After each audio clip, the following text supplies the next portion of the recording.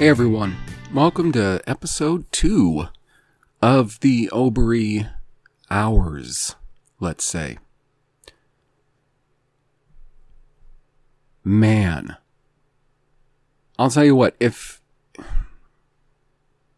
I had the slightest inclination towards doing this earlier in the morning, with what time I have in the morning, I probably would.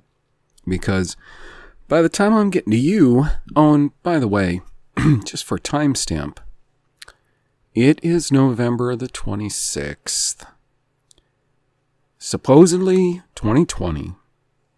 That's what our calendars say. Anyways, yeah, if I had the and forgive my voice, I know it's going to be coming in and out or just sounding raspy.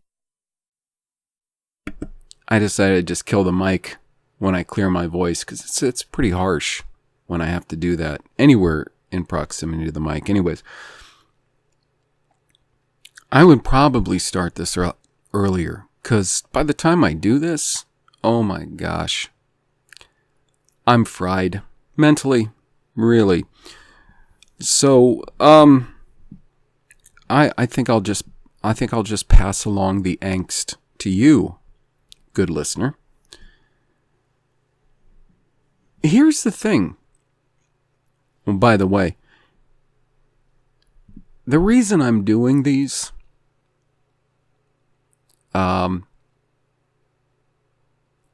necessity's the mother of invention.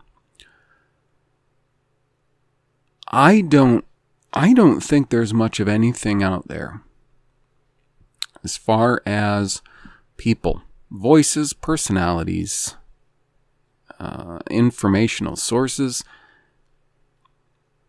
concerning, I think, just about any worthwhile area of information or research that I don't know about. Now, that shouldn't stop anyone from, letting me know about things if they found something very interesting. I always want to take a look, no matter what. But the thing is, out of everything I know of, I don't agree with a vast majority of what a lot of people out there teach. You have outlets like, for instance, you have like Radio Albion, which used to be Radio Aryan. There's not one personality on there that I can go along with, because those people are white nationalists. First off, I'm not a white nationalist. And I don't want people to get me mistaken when I say I'm not a white nationalist. I am an Israelite nationalist, not to be confused with Israeli. Those two are nothing alike. I'm an Israelite nationalist, so I don't qualify, because as I've told you before, just because it's white doesn't make it Israelite. You have to remember that all of those nations that our empire of Israel was once surrounded by and bordered on and lived close to and warred with and had political and mercantile trading arrangements with, were predominantly nations of peoples of similar racial, genetic, ethnicities as us. When the Bible refers to goyim, nations, sometimes it's referring to Israel, the tribes, and that the 12 tribes would become a special assembly amongst the nations, goyim. Of course, that's one of the ways that the Jew misuses that term. They use goyim as anyone that's not them. And it's, of course, with most other terms, they misuse it. If you see Goyim, G-U-Y-M, or G-U-Y in the singular, that means a nation of what's called Caucasians, Adamite Noahites. That's who qualifies for nationhood. But many people will protest. They will say, well, don't you pay any attention? I mean, East Asians have nations, and, I don't know. Other people have nations, say that. And I would return that with, none of those people would have a nation as we understand it today without the direct influence and help of the people called nations in the Bible, the Adamites, the Noahites. So anyways, that explains why I'm not a white nationalist. Because that would be like saying I'm an ecumenist. I'm good with all religions as long as they're religious and as long as they purport to be good. That's not the case either. I find it the same problem. It's problematic in the same ways to say something like that.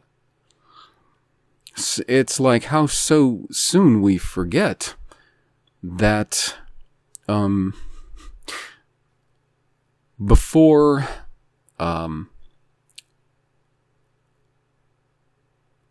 the Jews were having such a very strong influence in American foreign policy and politics, not that they didn't before, but what I mean is such an extremely overt influence, in part because of how much we had fallen and corrupted ourselves.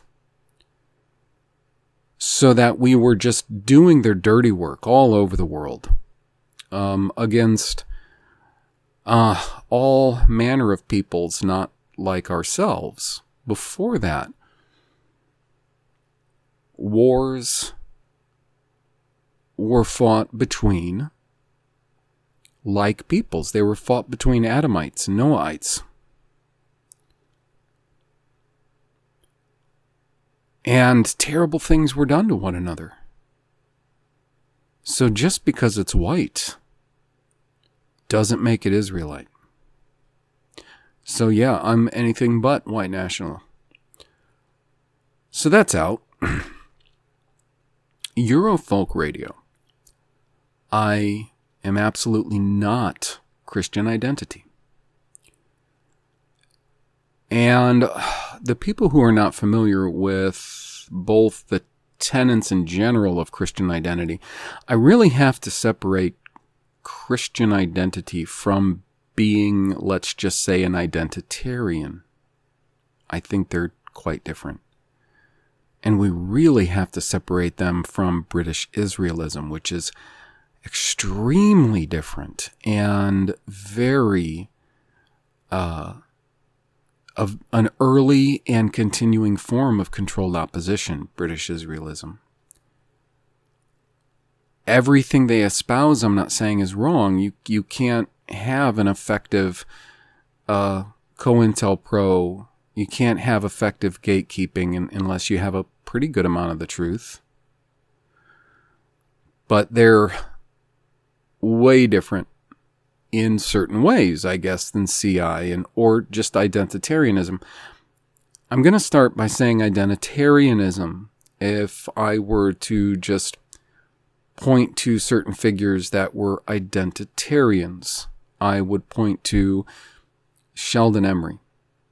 I would point to Pete Peters with really a heavy emphasis on Church of Christ theology, Pete Peters. As far as soteriology, the ideas, the doctrines or dogmas of salvation, he still hung on to those pretty hard, even after he became an identitarian. Jack Moore, Earl Jones, Charles A. Weissman, probably Richard Kelly Hoskins. Guys like that. A few other names might come to me as I go, but I just can't think of them right now. Many authors I would consider identitarians as opposed to Christian identity. The reason I have to separate that, because when I say I'm not Christian identity, some people get confused because I very regularly, very loudly persist with spreading the truth of who today's Israelites are, who they're known as, the Gauls or Celts, Germanics, Danes, likely Scandinavians, various people groups, in France and Belgium, and I wouldn't say all, and there's reasons. But these people, Western Europeans, as we've come to know them, Angles, Scots. Anyways, but I'm not Christian identity. And there's really big reasons for that, because here's the problem. Christian identity as it's expressed today, for one thing, has been really heavily influenced and shaped by the works of guys like Bertrand Comparet, Wesley Swift, and a few others. And these people, as well as their more late-term counterparts, are all without variance, dual seed line. I'm not dual seed line. I'm not dual seed line predominantly because I cannot find the tenets necessary to be dual seed line in the text of Scripture. I have listened to a myriad of souls who have attempted to prove out this dogma from Scripture, and they have not done it. They have to stretch the meanings of words. They have to use a lot of sophistry to get that to stick. So the problem is, even if I agreed that the phenomenons that they see or recognize would seem to indicate that dual seed line was the most appropriate view of origins. And I'm not saying I do, but even if I did, I still couldn't agree with dual seed line as a doctrine or dogma because it's not evident in the text. So when I say CI, I'm thinking dual seed line. And unfortunately, it's not only that, but CI has shaped itself into something that really holds a great number of ideas and teachings that you can't prove in the text. And in fact, I'm currently working on a paper refuting the theory that has been repeated a lot by Bertrand Comparet concerning Ruth, that Ruth was an ethnic Israelite as opposed to a Moabite, and the text doesn't bear this out. But I would not expect anyone to believe me. This is why I'm writing this out in a document that I might make into a presentation. So there are a great many reasons why I'm not CI. The reasons why I'm not British Israel, or it would be like Worldwide Church of God and the various branches that came from that, they're far too myriad to even go into.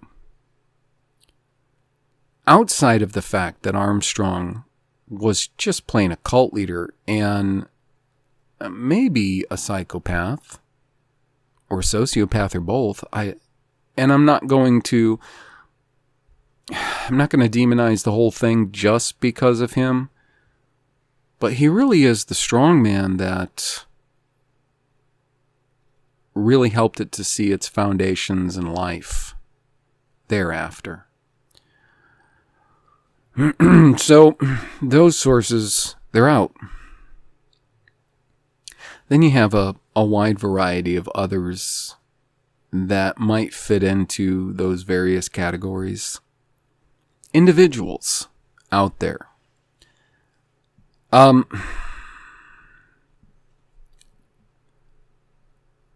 recently I've had to send a lot of audio. Well, hey, there's also Republic Broadcasting. Again, this kind of goes back to the whole reason, why I don't really care for any of the hosts on Radio Albion. Same sort of reason there, and I won't even go into Renegade. There's way more to that operation. But all of them, it's because either I'm not a white nationalist or I'm not CI. But that's what dominates the airwaves. So if I'm trying to give somebody information, like recently I'm trying to send somebody as much information as I can on a particular topic. The problem is the constant need to distance myself from a great deal of opinions that these people have. In so much that it can be so hard to try to send somebody something saying there is a great deal of information here I don't vouch for. And I can't go through and actually just pick out or edit. I don't have the time to pick out or edit all the information that I actually agree with. That's good information. So I think that with the amount of outlets and personalities out there that I don't agree with for any number of reasons, I just think it's a good idea for me, if I can, to at least provide another voice, because I'm positive that there's a great many people out there that are of the same mind as myself. They would like to get information on a wide variety of topics. Unfortunately, there's so many people out there that they just don't agree with so much of what they say that it's very difficult to listen to these people, even on certain topics. Unfortunately, there are very few people that I could just bring up all of their work and just play them through. And there would still be cringe moments. There would still be times when I would, be talking out loud to, usually it's my phone. I'll listen on my phone with AirPods in at work. And I don't usually work around other people. So I try to keep looking like a madman down to a minimum by speaking or yelling, basically at the air. So there are very few people that I could say I could do that with without being in such great disagreement. That's one of the reasons that I'm even choosing to do this. So if a lot of these kind of turn out to be a bit of a yawn, don't come tell me in the comments, because I'm not doing this really for me. I'm not doing this because I have some sort of a need to get that sort of social media feedback dopamine. I would be more than happy to spend my time studying scriptures by myself, publishing what I wanted to as I wanted to. But I can't emphasize more how content I am, just in the context of my own studying. So, let me just go ahead and dump onto you what I've been having to look at in due course of actually writing this critique of Comparet's theory about Ruth. You wouldn't think it, but there's a lot of really particular word studies that have to be done on words that, let's say, we take for granted. This is the whole reason that for a very long time I haven't taken any kind of stand on clean foods and unclean foods. And a lot of people who don't really understand what there is to that, or what kind of work it's really going to take to pinpoint and determine those things. They come here, they hear me not take a hard stand on it, or say there's really no way to determine some of these things, and they get extremely butthurt because they have chosen to throw in with, for instance, a lot of personalities in CI who, in my opinion, I'm not saying they major on the minors, minor on the majors, but they definitely major on certain things that either they don't fully understand or they just downright get wrong. And this is something that I'm just not going to do. So let me just preempt all this by saying, I really feel like I've just failed in communicating to so many people the riches to be found in studying the scriptures.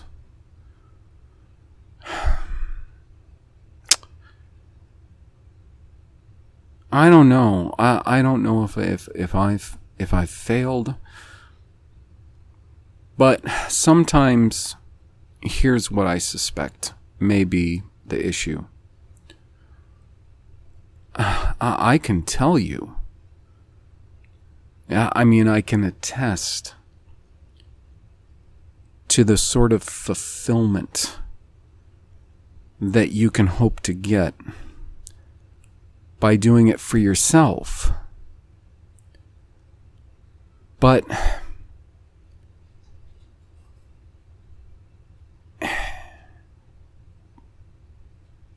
it's not all about the end product, which is there. The end product is there. The riches are there. This I can attest to. The things that I've found out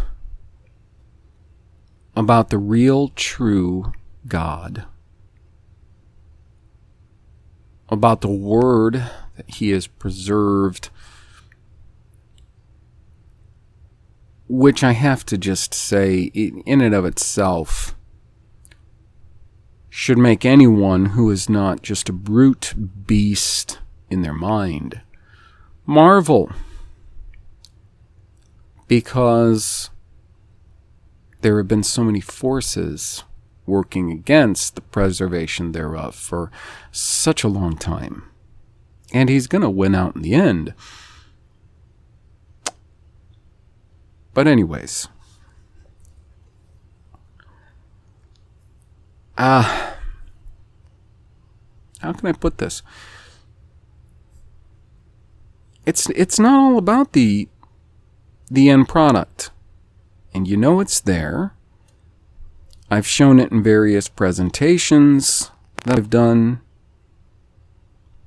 A lot of my monologue illustrates that. It's definitely there. But so much of it, of course, like I was saying, the things that I've learned about the Elohim, YEUE, about our world, about people, about how different the world likely once was before our current, this recent age. It's immense. About how pure and meaningful language was meant to be.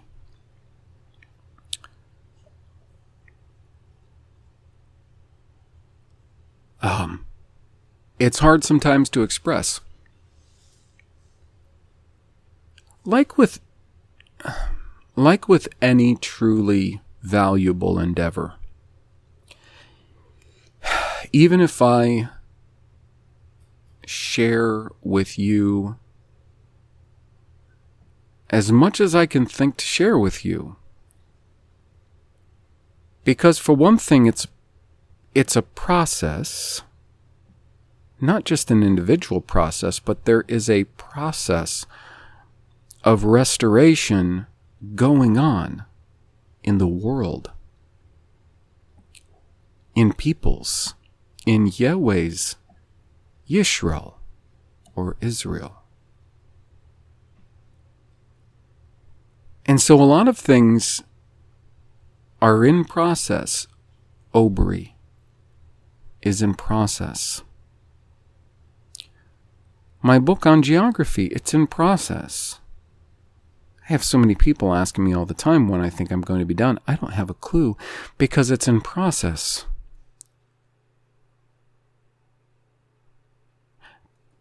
There's so much to it that most people who have not endeavored to do serious study in the Bible couldn't begin to comprehend what there is to it. You know something? I don't know of anyone that I've ever known, that I could ever imagine knowing, that I could imagine exists. Not a soul who I truly believe would be appreciative in any way of a treasure that they were just handed.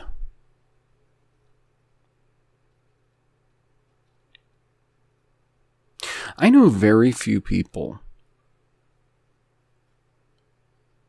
that have ever been just handed something, that ever truly appreciated it.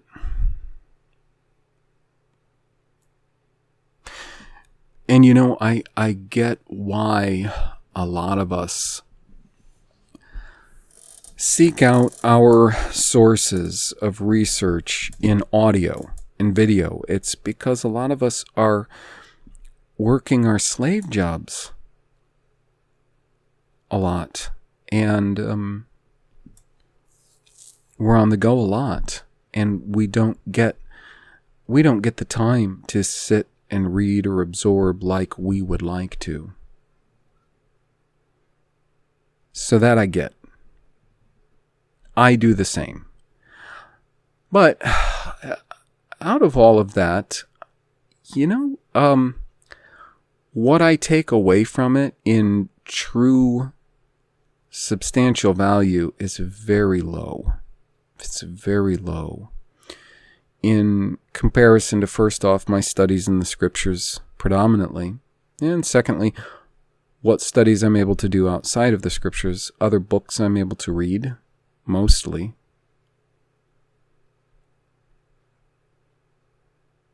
You know, if I could just use, you know, maybe the tired old analogy of mining for gold, which I've never done.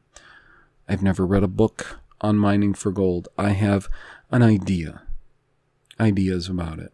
There's your panners and your diggers, and then there's, you know, people who just do types of strip mining operations also. But let's just say you're just a one-man operation, and let's just say you're a digger, you have to go into the earth.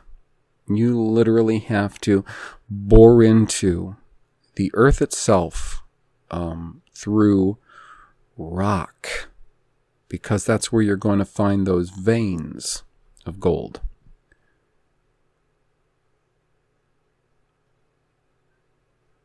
If somebody just gave you a key to the side of a mountain that had a nice door in it, and you walked up to the door and you keyed into the lock and opened the door, and in front of you was a pile of nice shiny gold, already been purified and put into bars. Yeah, technically, you would be extremely wealthy at that moment. But I promise you, all of that substance is going to leave you faster than you ever imagined, because you never had to work for it. That's the value. You see, that's the thing that even our parents, even the boomers, parents, grandparents, great-grandparents, the boomers who unfortunately never really looked into and thus taught us about the way the world really worked and how peoples really are. Unfortunately, they really let us down because they decided to trust the system and the government, and they really let us down. But a lot of them tried to help by showing a lot of us the value of working for something, how much you appreciate working for something. At the same time, I guess they never really appreciated how much of what we worked for was being stolen from us. And, didn't really educate us on that or do much to stop that. But a lot of them, they tried to at least show us that. We would have parents or grandparents that would try to instill that into us by not just giving us something, not just buying us a car, not by just buying us anything, but trying to help, trying to facilitate us with the necessary tools and understanding to go out and get it ourselves, to work for it ourselves, because they knew that we had to experience that to appreciate it. We had to experience the difficulties, the pain, the labor, the time that it takes, and oftentimes the failures in order to appreciate those things. Even if we're talking about a car. Anything, A car is just a decent example because it takes a long time to get a good one. And it takes a lot of work to get a good one.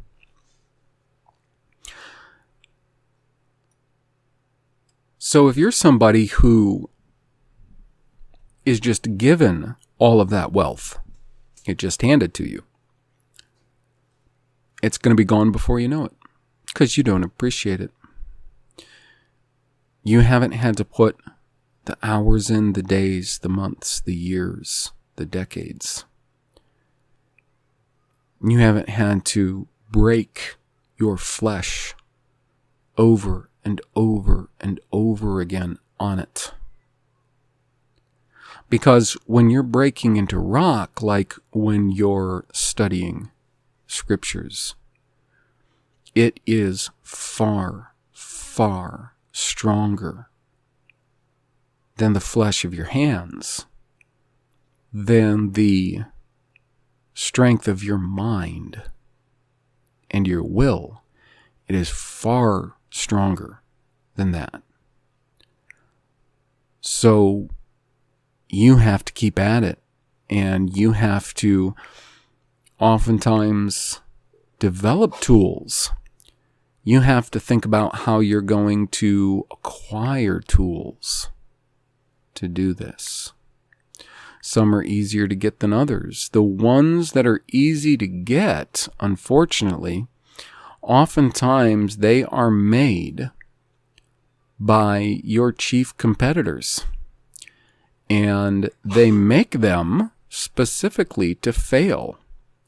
They make them secretly in ways that actually make it harder for you to get to your treasure. So, always be suspicious when anything is free, like eSword.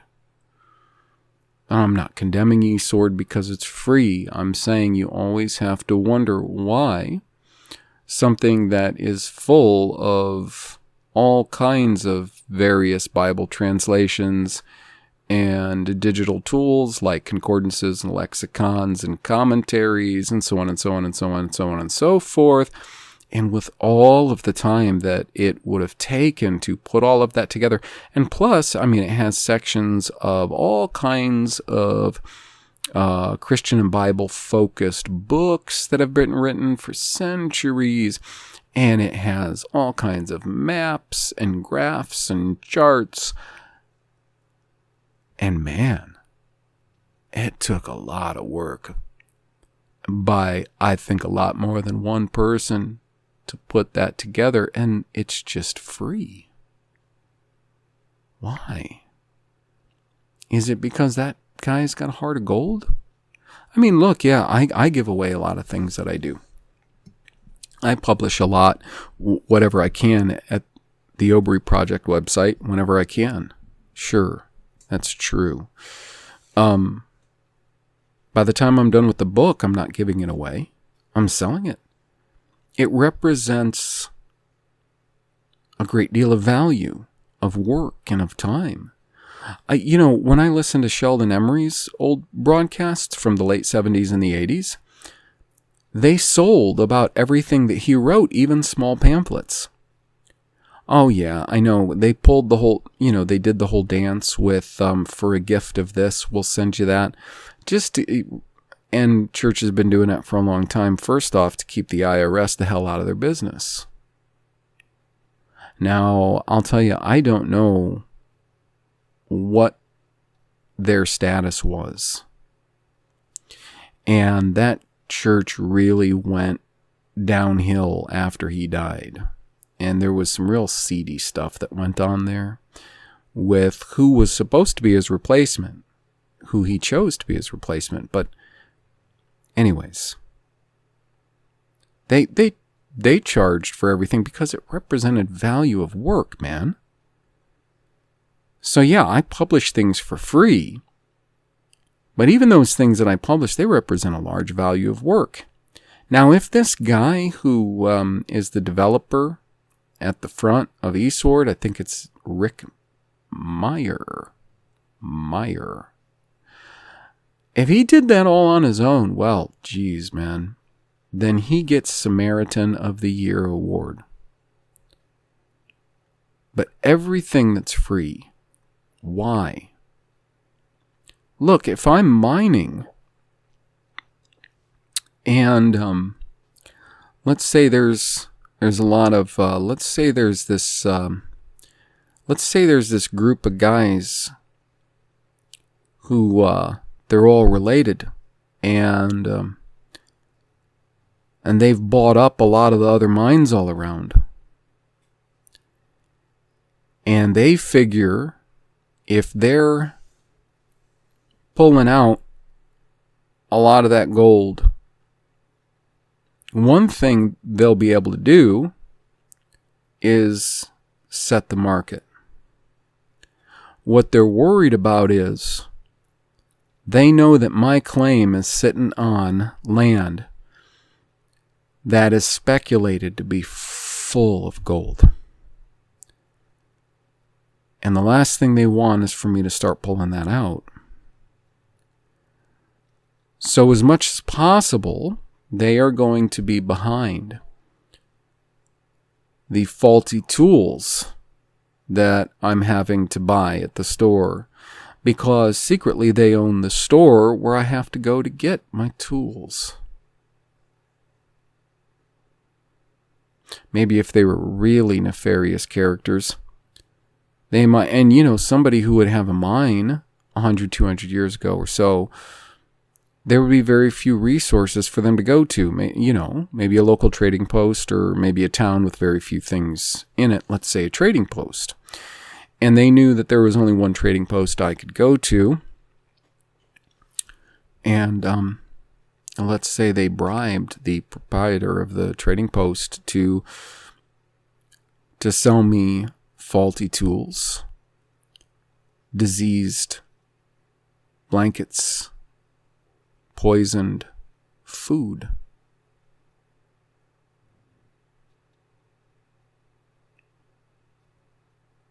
Well, it's not beyond comprehension, and it's not as though that hasn't happened. So when you get wind of that, and you start saying to yourself, boy, I really can't trust so much the tools, or where I thought I was getting fed elsewhere. Oh, sorry, the darn phone. It's Thanksgiving Day, but I always have like an alarm that goes off to tell me that you really need to get your truck started and get going to work. But anyways, so by the time I figure that, I really can't count on these other outside sources. I'm going to have to start, besides mining, I'm going to have to start growing my own food, or or shepherding, or, you know, tending to my own food, ranch, whatever you call it. Herding my own food, or hunting my own food. And I'm going to have to start developing my own tools, because there are a lot of people that are specifically selling me tools to keep me failing. And they're selling me food to keep me weak and sick. And you're dealing with this on top of hunger, pain, sickness because you've been poisoned for a long time and you're coping with that.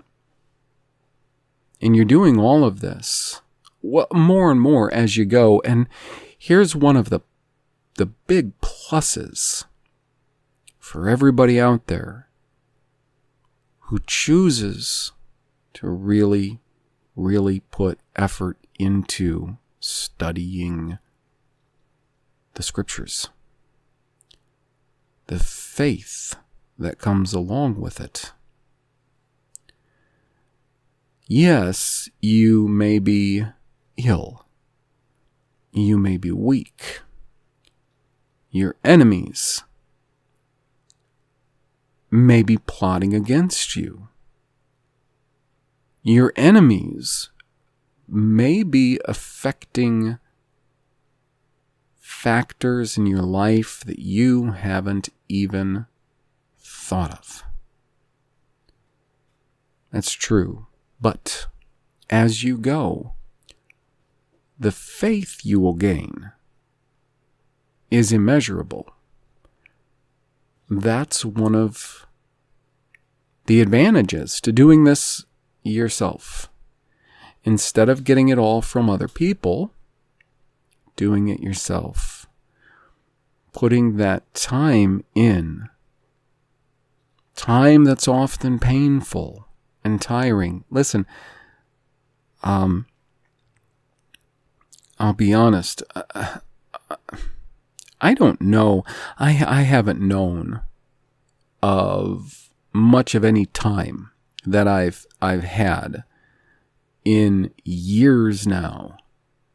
Days that I've had, let's say, that I wasn't tired. I'm tired all the time. I'm tired all the time because I wake up every morning, usually between midnight and 1 o'clock. Because I need about 4 hours or so to try to study. And yeah, it does take me about an hour to sort of get woke up enough to do that. About an hour and, 12 to 16 ounces of coffee before I can get to the point where I'm going. And it's just what I found that it takes. Years ago, it would be a couple hours before what I would normally, think to get up at to work at. It would be in a couple hours. But that's the thing. The further you go, the more you realize, the more you need, because of how difficult the terrain is. You have been at it long enough to assess the scope of your task, and it's big and it's difficult. By then, you're pretty far into it, and you've actually found quite a lot of gold. You've gotten yourself enough treasures. You're not amazingly wealthy. You're not going to go build yourself a home back east and retire. No.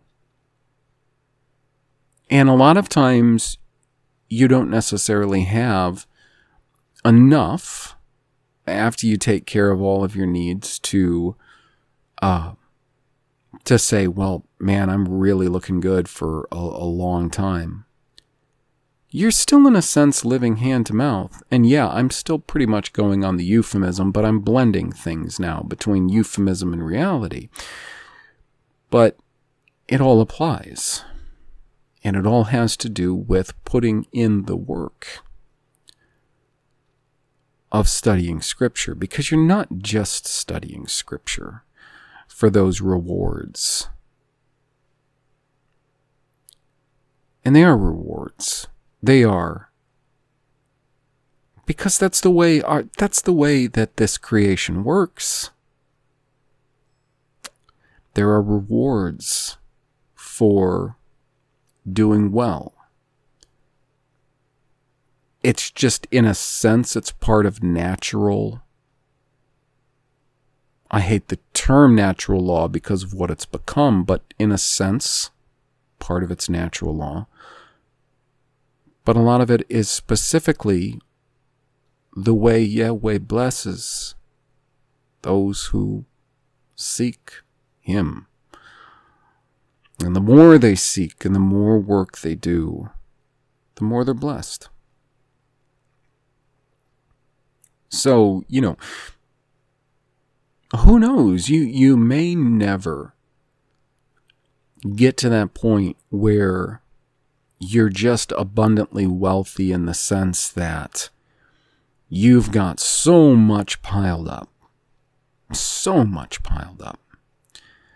that you really just don't have to toil anymore. You may never get to that point. And the thing is, though, you will get to a point. And now, again, this is both analogy and reality. You will get to a point to where you'll look ahead and you'll say, that's okay. Because you can look behind and you can see how much has been accomplished.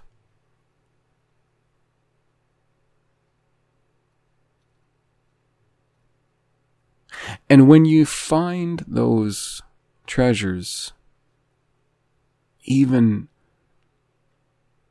small bits, just really, really small amounts,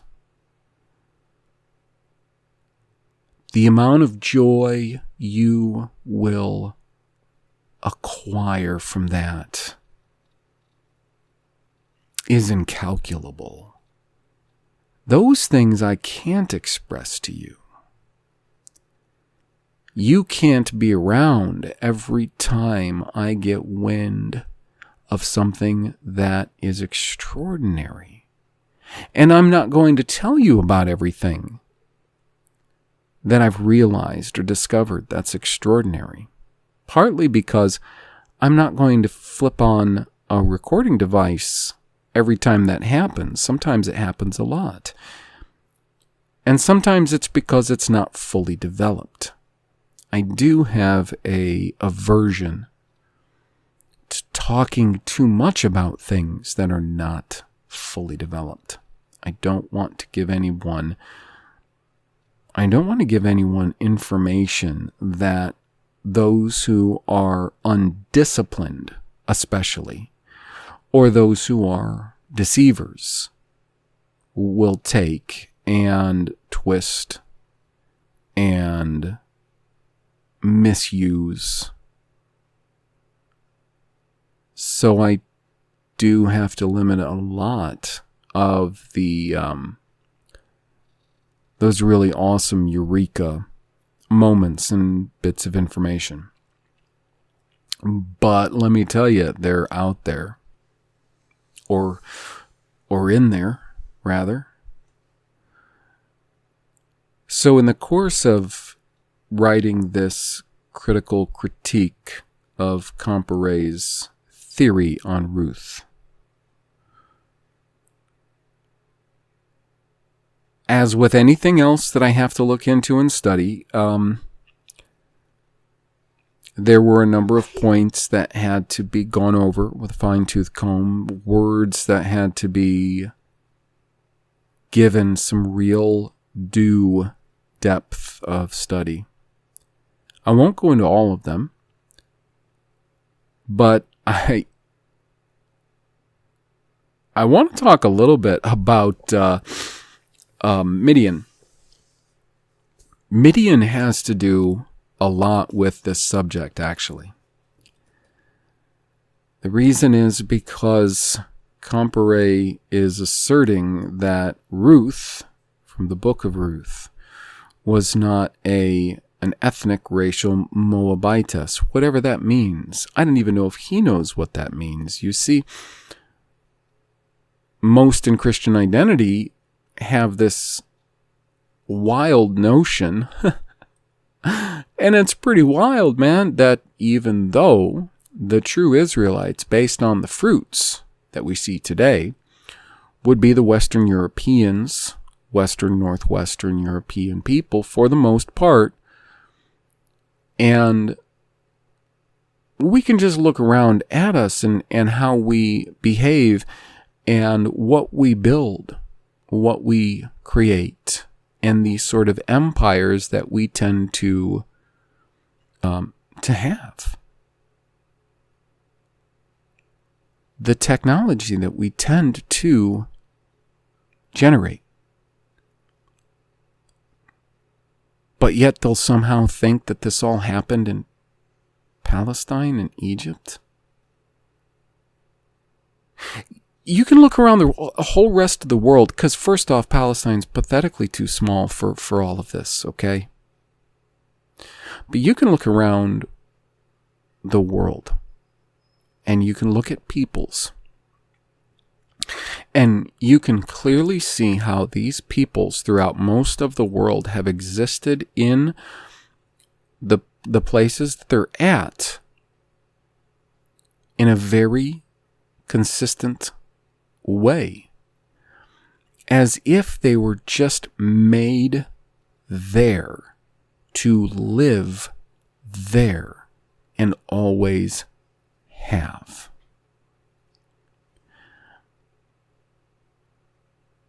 And you can see this same basic thing with the Adamite Noahite.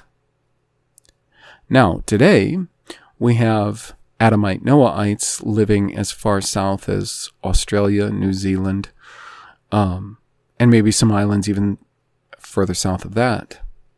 And we have them living in South Africa. And of course, they were in Rhodesia. In fact, we had Adamite Israelites, Noahites, in just about all the countries of Africa.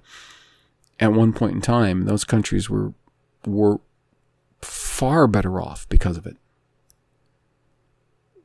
But we have them all over We have them in South America, large pockets of civilization, of course, now in South America too, because we've just spread out quite a bit. Now, this is part of prophecy. You can see this with with Moses. He gives a certain amount of prophecy to the tribes before his death, before we entered into Canaan land, as to why we're so spread out everywhere. But again, I don't see this as a new thing because we've been sailing, we've been traveling, we've been having ports and civilizations in all lands everywhere all over the world since the earliest times. However, as far as native lands go, it's very clear that certain people have certain lands that they are just absolutely bonded to a particular land in a particular climate. And they have always existed there in that way. The people that we call Arabs are like that concerning their native areas of lands and climates. And it is very weird, very foreign, first off, for the Jews to be in Palestine, because those people are not native to that environment. It is very weird for them to be there, just like it would be very weird for us to be there. That's why we weren't there, unless you're talking about, establishing ports for trade, for commerce. Alexandria, perhaps ports around what is today known as Lebanon, and so on. But dwelling there in a natural state that even feels natural, no. North America now? Boy, we took to it like fish to water. And I know we do well wherever we've gone because at least the Israelite Adamite Noahites are very blessed. But oh boy, you can really tell that the land for us are the northern lands because we're northern people. Some people actually like the aridity of, say, South Africa and Australia. And, there's far more than arid climates in Australia. Australia is full of about every kind of climate. That's true. Not quite like North America, though, but many various climates. I think it's far more wild in far different ways there. That land, let's say Australia, South Africa, South America, sure. But I think it's kind of insane to, even for a moment, think that we were ever natural to that land. The Middle East, the Levant. Anyways. So, they would keep having it in their heads that for some reason we would be living there and we'd be like surrounded by what we call Arabs today. How they came into existence, I don't know. I really don't. So anybody out there could say, well, and how would we be living in North America? I mean, wouldn't there be what we call North American Indians all around us too? Yeah, very possibly there were. Oftentimes, those would probably have been our servants.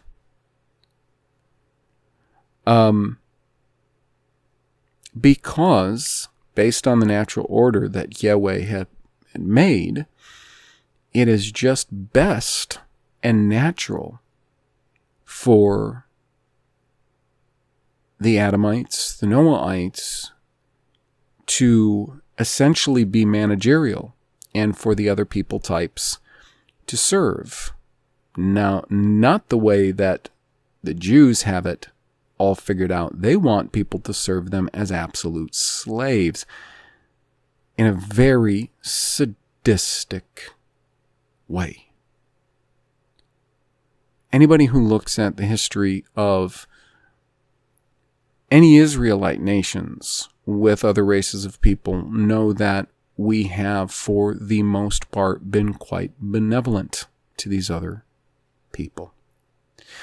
And almost without exception, any point that anybody could bring up about any wrong that they feel that they have endured can oftentimes go back to the you-know-who, the big shoe, let's say.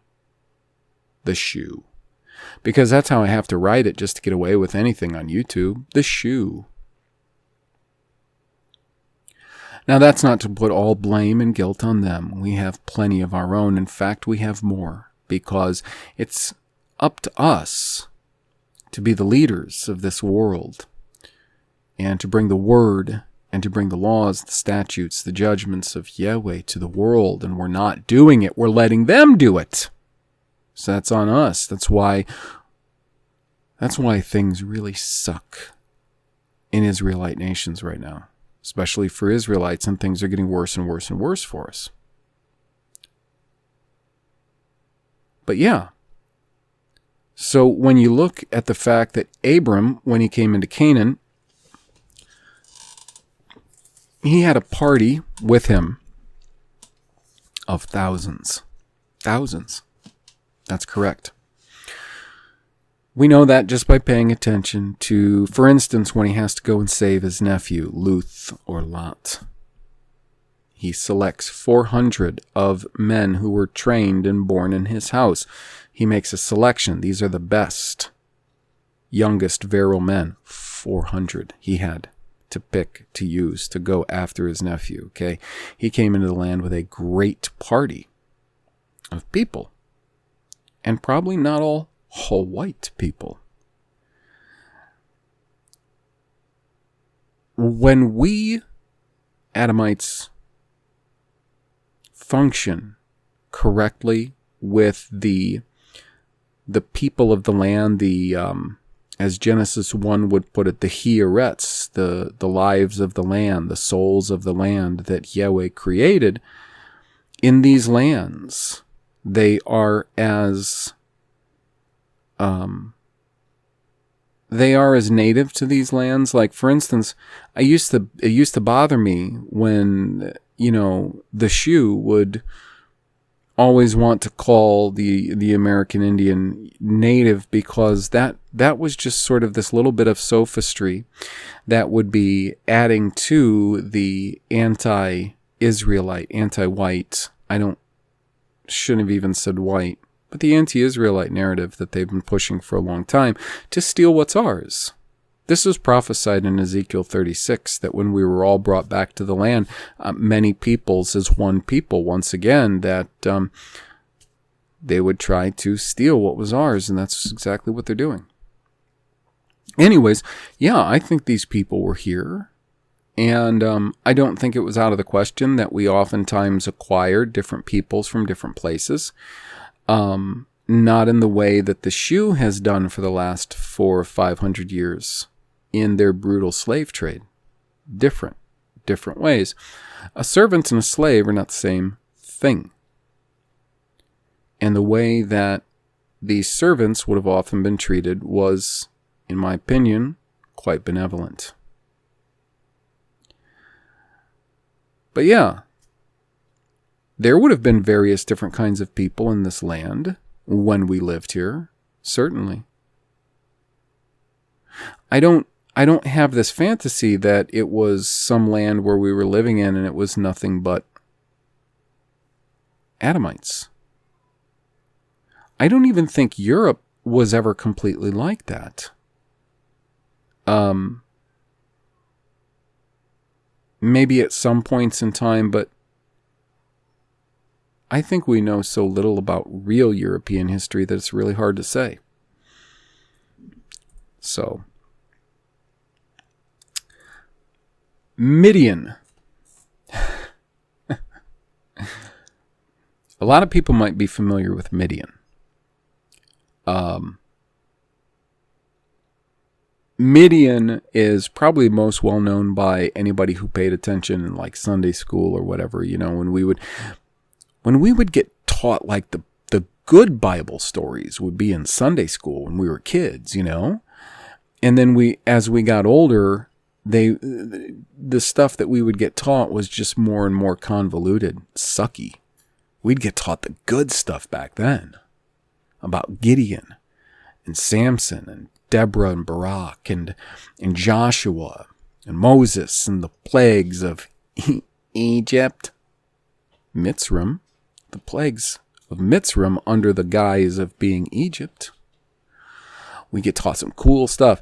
And a lot of those, a lot of the details probably weren't right, but, enough of the form and structure were there for them to be pretty awesome. I remember them being pretty awesome. And I'm old enough to where, my parents didn't have a TV for like first 7-8 years of my life because the church-ish place we went to didn't allow it. We went to, I think it was UPC. It was Pentecostal for sure. It was like hardcore KJV Pentecostal. Women wear your hair in buns, long skirts, Pentecostal. And we didn't have a TV. So they would buy me records. I'm talking about vinyl. For what? 45s, right? Because you had 30, 33, 45, and 78, if I got that right. And I would listen to those and I'd have to use my imagination. And a lot of the covers would have illustrations. Not much, just, Man, those were... I'm glad I had them. Because I always liked them. I responded to Bible stories positively from the start. So a lot of us would know Midian mostly through one of a couple of stories. One would either be a very small little supporting role in the story of Joseph being sold by his brothers and all that. The other bigger role, because they never teach us about the one that's really important, that has a lot to do with the subject that I'm tackling with Comparé, which is Numbers 25 to 31, the Bul Pur, or Baal Peor, Bul Pur, that happened when our fathers were staying on the far side of Yarden in a place called Beit Shetteh. But we are, taught about at least about Joseph and him being sold. He didn't have a multicolored fantastical dream coat. He did have a finely made garment that his father gave him, indicating that he was not going to be of the working class. That's why his brothers hated him. He didn't have a multicolored coat like Dolly Parton's mama made her. Okay. And then the other way we would probably know Midian, and maybe more commonly from this, is the story of Gideon. Mostly from Judges 6, 7, and 8. Gideon and Midian. So we know about Midian. We know that Midian, we don't know much about Midian. We just kind of know the name. Most of us. That's most of our knowledge base on Midian. We know it was a people, and most of the people today, they're probably convinced that it was some kind of Arab people, Bedouin people or something like that. But it was people. They ostensibly, let's just say based on the translations, the way that the translations make things sound, they were a people ostensibly living near to Canaan. They were a people ostensibly like our people. And they certainly were antagonistic to us, at least in a few different instances. But what's interesting about Midian is Midian has been, in my geography research, and book, they've been one of the hardest factors. Now, really, a lot of places are difficult factors because the more I look into the geography of places, the more, first off, I find that it's nothing like the way that it has to be if they're going to stick it in Palestine. It's far different than that, actually. And wouldn't you know it, Midian happens to be no different than the rest of the places that I've had to find are far different than what our perceptions, what we've been taught, what has been forced on us by the publication of all of those maps of Palestine with tribal lands that really can't agree. Nobody can agree, and they don't really make sense. They don't follow the text, inserted into either the front or the back of all of our Bibles, really. So the chief issue with Midian is really the chief issue with essentially every nation or people group, whether that be a nation geographically or just a nation of people that don't specifically have a geography. For some time, Yisrael, the nation that YEUE made via his covenant with Abraham, Isaac, and Jacob, they didn't specifically have a geography. They had a promised geography, and moreover, they had the promise of an ever-expanding geography were our fathers to have stayed to the agreed parameters of the covenant made with them in Sinai. He specifically said that were we to keep his covenants, we would have just expanded and expanded and expanded.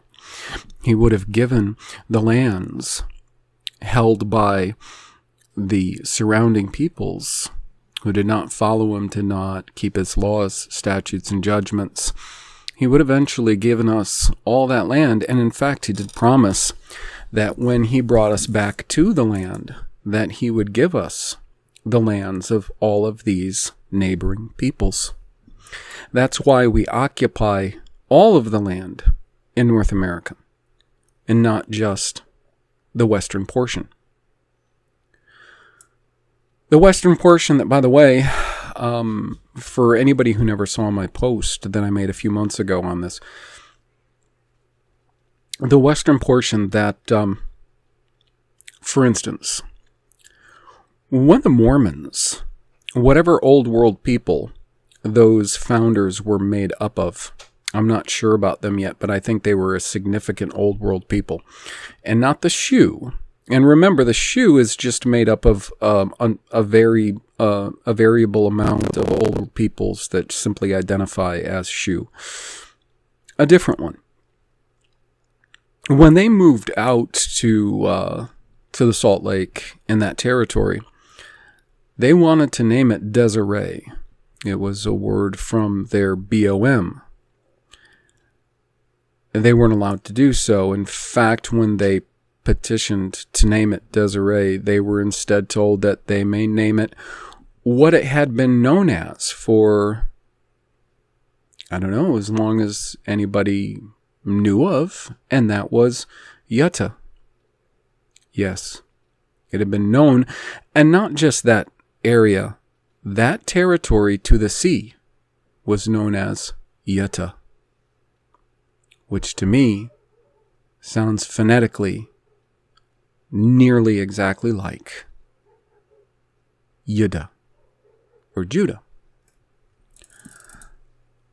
So, the real problem with a people, a name, because geographic places tend to get their name from the people that occupied and populated them. That's how the geographical area that was known as Moab, or Moab in biblical times, or Omun, or Ammon in biblical times, or Hamat, or Aram, or Mitzrim, or Adum, or Teman. They got their name from patriarchs, typically. The thing about OBRY is this. For one thing, there's no capital letters. So no capital letters, and the way that most people were named, men, men or women, male or female children, were oftentimes named after something that took place at around the time of conception, or once a woman realized she had conceived, she would apply a name at the birth based on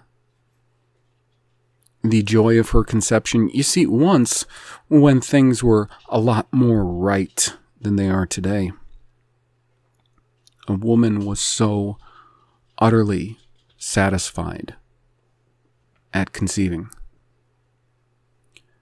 And there would be a very unique and special name often given. Not always out of joy, sometimes out of pain. We can see that in names like Ichabod, which is actually just Ik-kabod, lost glory. If you read Genesis 30 specifically, you'll see the naming process in the 12 sons that Leah, Rachel, Bildad, and Zilpah bore to Jacob.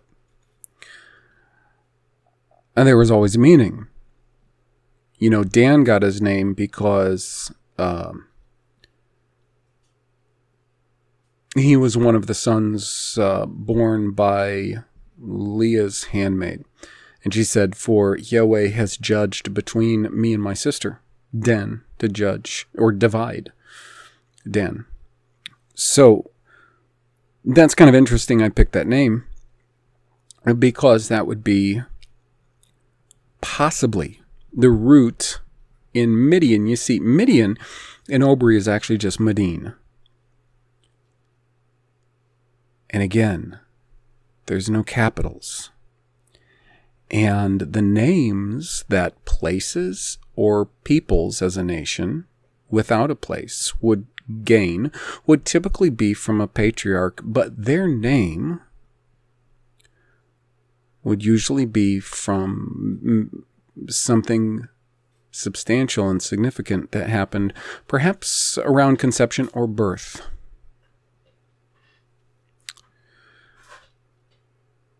Is that always the case? I don't know. We see it with Hua or Eve also. We see this a lot in the names of children.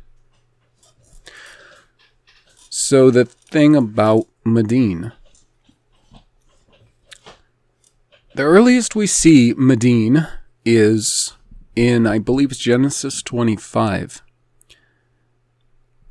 After Sarah died, Abram had concubines. The one that's named in Genesis 25, she bears a number of sons to Abram. One of them was named Midian, M-D-Y-N, Midian. Another one, Midian, M-D-N, without that Y. Now that gets a little weird too, because of all the glyphs in OBRY, there are two that are, I don't know if it's if it's scribal error, if it's linguistic variance, how acceptable or unacceptable it is, because both of them serve as types of accents to a word, whether it be used in a noun capacity or verb or descriptive, like adjective, attribute capacity, and that is the Y and the U, which Jubru would call a Yod and a Vav.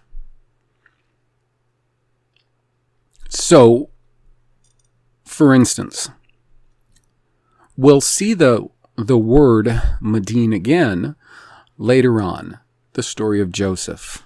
Now, this isn't the next time we see it. The next time we actually see it is in Genesis 36.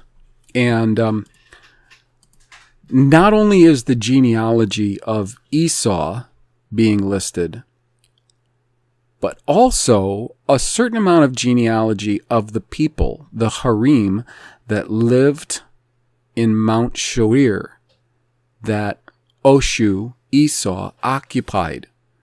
They were the ones that lived there before he came and occupied that. A certain amount of their genealogy is given to the dukes of Edom, made up of the sons of his 3 wives, 2 Canaanites and 1 Ishmaelite. In all that, in its Genesis 36:35, Midian is mentioned again. It's giving a list of kings of Edom. The interesting thing about these kings, none of them seem to have a lineage from the dukes of Edom, his sons.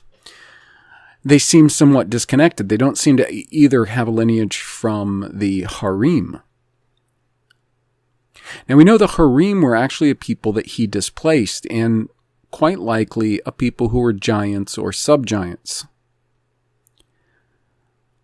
These kings of the early kings of Edom were probably kings that reigned before Esau's dukes and his people grew to a point to where they then took over that area and those peoples. But it was still a sort of a multi-culti sort of situation. Whatever that means in those early days at that time, given the peoples, because the one funny thing about giants like the Raphaim, the Zamzamim, Yamim, these harem,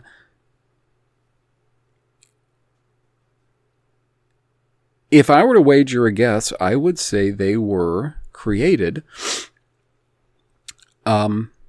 just like the other races were created. They were created at a point by YEUE in certain places, and they existed steady state, more or less, up to a certain point. And who knows if they're all gone? Maybe a lot of them are what we call wild men these days. There's so much about genetics and the way that genetics can be toyed with and manipulated. We see it in our own day. And I'm not going to rabbit trail into that. But anyways, there seems to be these early kings of Edom, or Adum, that were not from the lineage of Esau. And in Genesis 36 and 35, in this list of kings, it says, "And Husham died, and Hadad, the son of Bedad, who smote Midian in the field of Moab, reigned in his stead. And the name of his city was Avith." Now, even though this is being given in Genesis 36, when Jacob and Esau were both still just developing, like having children and all of that, it's going forward a really long way. Because Moab has to be a nation before there's the field of Moab, you see. And then same with Midian. You would think, let me put that in there, you would think. So like the next time we see Midian is going to be later on in Genesis. It is the story of Joseph. And it's going to show up in Genesis, looks like Genesis 37:28. It better be. Yeah. So this is where Joseph comes out. His brothers, who are very jealous of him because of the favor that his father's shown him, they throw him down in a pit. They're trying to figure out what to do with him. And, well, let's just like say that we'll start in verse 25. They sat down to eat bread, and they lifted up their eyes and looked, and behold, a company of Ishmaelites came from Gilead with their camels bearing spicery and balm and myrrh, going to carry it down to Egypt. I can't even begin to get into all of the bad words in that, but let's just suspend belief for a moment and just go with the story here, I suppose. And Judah said to his brethren, "What profit is it if we slay our brother and conceal his blood? Come, let us sell him to the Ishmaelites, and let not our hand be upon him, for he is our brother and our flesh." And his brethren were content. Then there passed by Midianites, merchantmen, and they drew and lifted up Joseph out of the pit, and sold Joseph to the Ishmaelites for 20 pieces of silver, and they brought Joseph to Mitzrayim. Now, without getting into the weirdness of, well, what are they? Are they Galodi? Because people from the region of Galod, which freaking Gilead, it's transliterated as, they're called Galodi. Ishmaelites, they are from the seed of Ishmael, the son Abram had by the Mitzri woman Eger.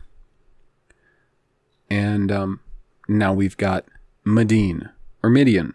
So which is it? I don't want to go too far into that, but I do want to point this out. Okay? Jacob is Abram's grandson. Abram took Korah, who bore him Midian, as a concubine after Isaac married Rebekah. So what you have to understand is, at best, Midian would have been about the age of Jacob. At best. It does list that Midian had a certain amount of sons, about 5 or 6. Only half, maybe, of that of Jacob. And at this point in time, Jacob's youngest son is still a little boy, Benjamin. His oldest son, Reuben, I think would have been, I calculated this one time, I think by this point in time, Reuben would have been around his 30s. Because Joseph was a young man, I think he would have been in his late teens. And these children were all born to Jacob over a period of about 14 years. Okay, so it doesn't make him that old. Jacob, when he started siring his sons, I think would have been in his 40s or so. So if you figure Midian at best is Jacob's age or younger, there's no way that he already has a people or a geographical space named after him. Besides the fact that we clearly see in Genesis 25 that when Abram had all of these sons with his concubines, he gave them all gifts and sent them away from Isaac, because Isaac was the one, he was the son of the promise, he was to inherit the land. He did not want there to be strife and contention, so he sent them away. Now, he didn't send Ishmael away because YEUE had promised that Ishmael, he was going to make him into these princes, and he was going to dwell in the presence of his brethren. That was a different matter. But those other sons that he had, he gave them gifts, and you can imagine Abram was extraordinarily wealthy in much substance, and there was a great deal he probably gave them and then sent them back east, away from Isaac. He did not want striving and contention, because that's been the way of it with brothers throughout the narrative that we see. That was smart of him. So, besides the fact that Midian shouldn't have even been old enough to have a people or a land named after him, there's the fact that Abram sent him away. And away doesn't mean right nearby. You see where I'm going with this? The only thing is, you probably don't understand why. And we'll see as I go. I don't know if I'm going to get too far into the why. But this stuff is important because here's where it really hit me. I had to look into it because of this paper. And if you read Numbers 25 through 31, I think you'll get why. Especially 25. You pay attention to what's going on. Pay attention to the language.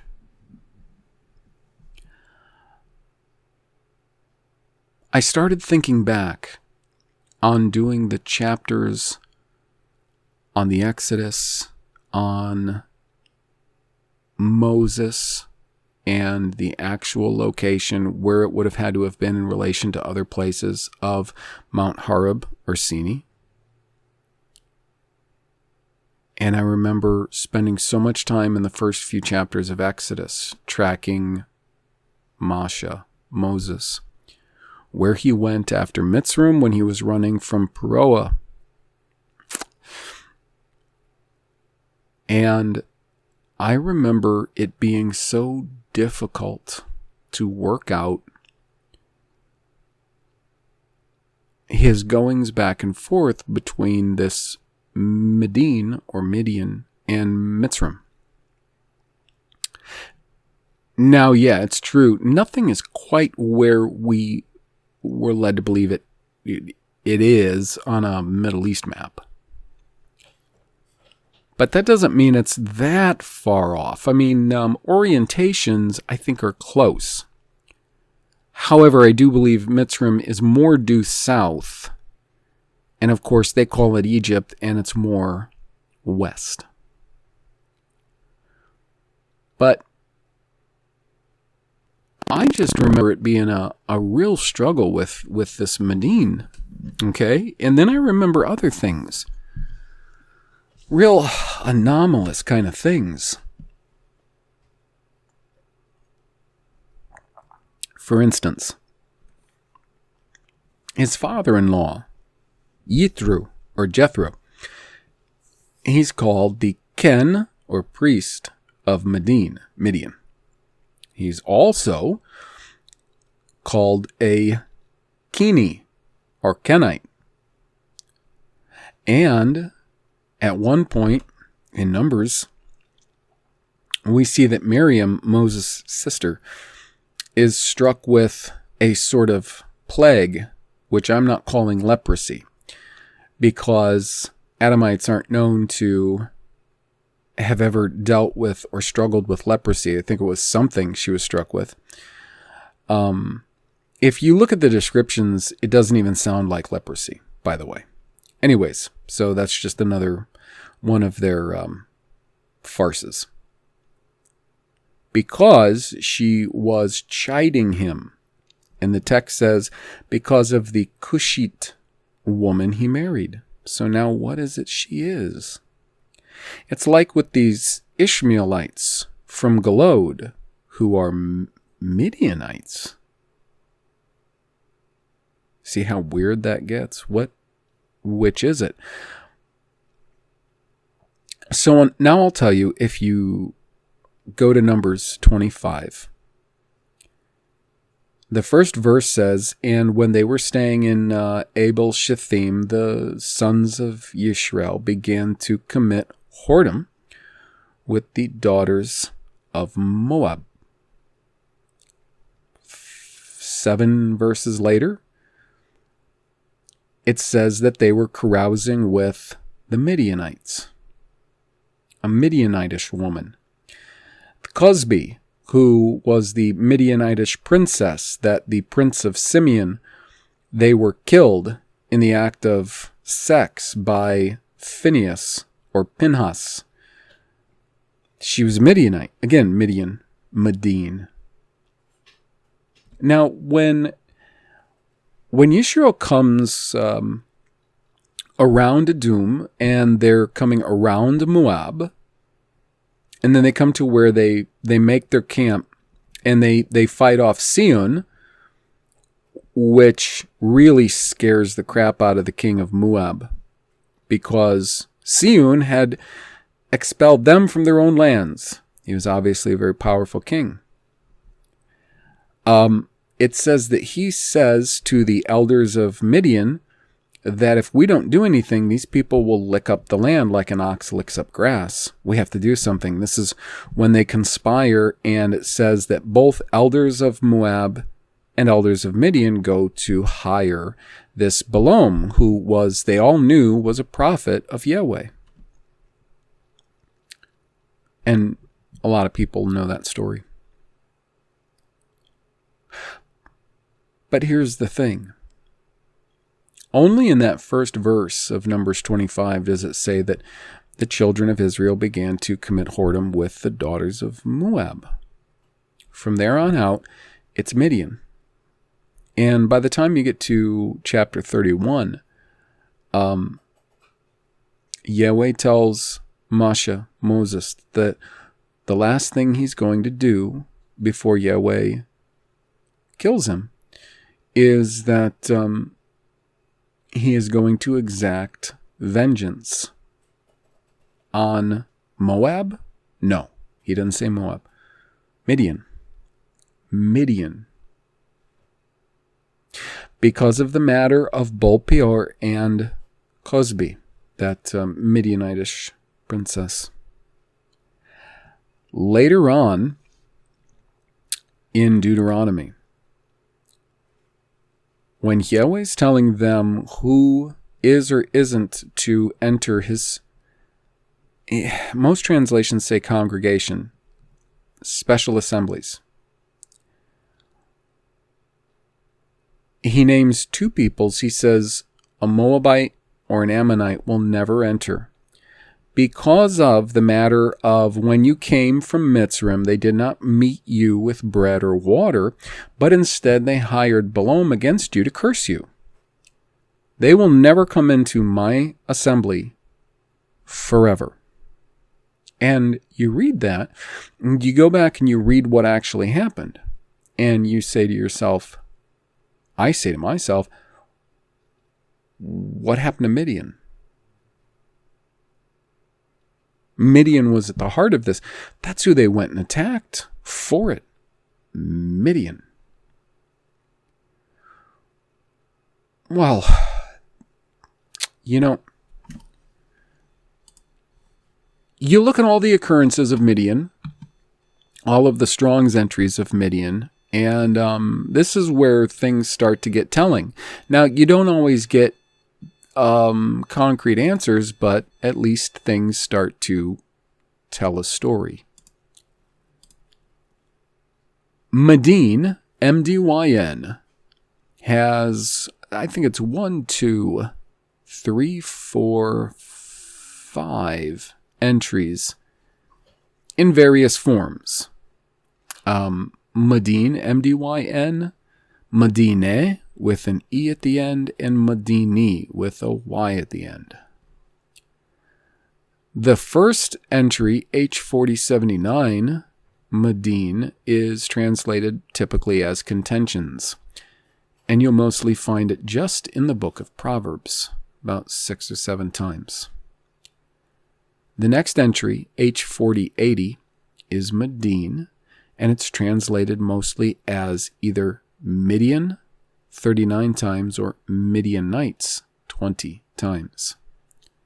The next entry, H4081, Midian, is found once translated as Midian, M-I-D-D-I-N, and you'll find it in Joshua 15:61 as a location of Judah, not far from, in the listing of locations of Judah, areas of Judah that are provably bordering on Moab. The next one is H4082. Now that's Medine with that E end. It is translated as provinces 29 times and province singular 20 times. H4083 is an Arami or Aramaic entry. It's spelled the same, Medine.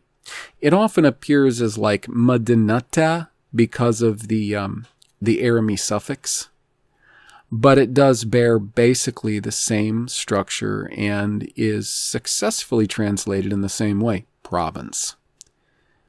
5 times as province, 1 time as provinces, found in the books of Ezra and Daniel. Those are the only 2 books you're going to find Arami in. Typically, unless you're reading a Targum. The next and last is H4084. That's Medini with the Y at the end, and that's going to be Midianite. For a male Midianite, it'll be Medini, and for a female, it'll be Medinite with the Y and a T at the end. Medinite.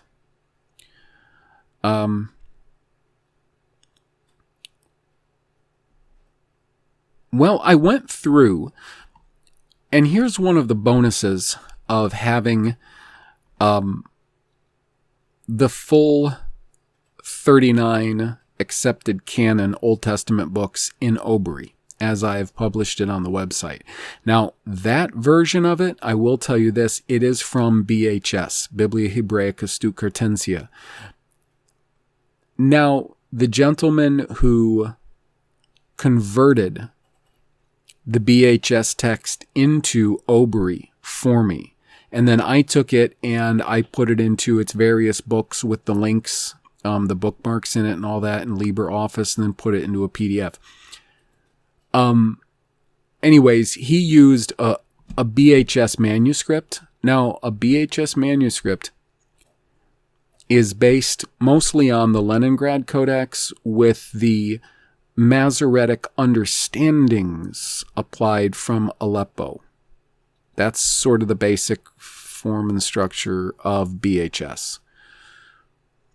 The King James, which Strong's and all that are encoded to, is all of the Old Testament portions of King James was taken from a Bible called Mikriot Gedalot. And the thing is, realizing that what structure the OBRY scriptures that I've published are in just recently, I haven't had time to contact him and find out how difficult it would be just to put the Mikriot Gedalot into OBRY so that can be accessed as well, because there are some variations. For one thing, where verses are. Okay, so I'll see about if that can be done soon. So right now it's mostly a BHS form that the OBRY Old Testament I have published at the website is in. But here's one of the great things about having it and using it. What you can do, even with a PDF, I do it in LibreOffice, because anytime just Control F. Almost in anything you're doing, you can Control F. And you can do a text search with that. I need to work out why this is, but in LibreOffice, I can only do a word at a time. If a word appears at the end of a line and I'm doing a 2-word search and it starts at the next line, it won't register it, but it'll do singular words. Now I need to test that in just in Acrobat with a PDF to see if it'll do those strings. You have to understand, I'm still learning Acrobat. I just subscribed to Acrobat DC months ago so I could start working in PDFs. So I'm still learning. But anyways, the plus is this. So what you can do is you can take a word like Midian, which we know isn't just somebody's name, or isn't just the name of what we perceive as a nation or people. But we know it has other applications. We know it is successfully used or translated as provinces a number of times. And also as contentions a number of times. And here's the rub. that story about Joseph that we just looked at in Genesis 37. Well, what's crazy is this. You read that, and if you were reading it in its Hebrew or OBRY character, by the time you got to the last verse in the chapter, it says, "And the Midianites sold him into Egypt, Mitzrim, unto Potiphar, an officer of Pharaoh and captain of the guard." All right. The Midianites in that line, and that's actually Madanim. It drops the Y between the D and the N. Now we're getting somewhere.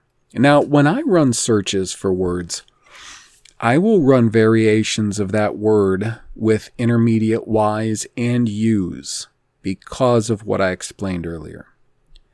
But when you actually see it in the text, when you actually see these names with these variations in the text, then it's like, okay, so we definitely know that certain manuscripts have variations of this name. So then you take that and you start running MDN, Midian, through the whole text of the Old Testament.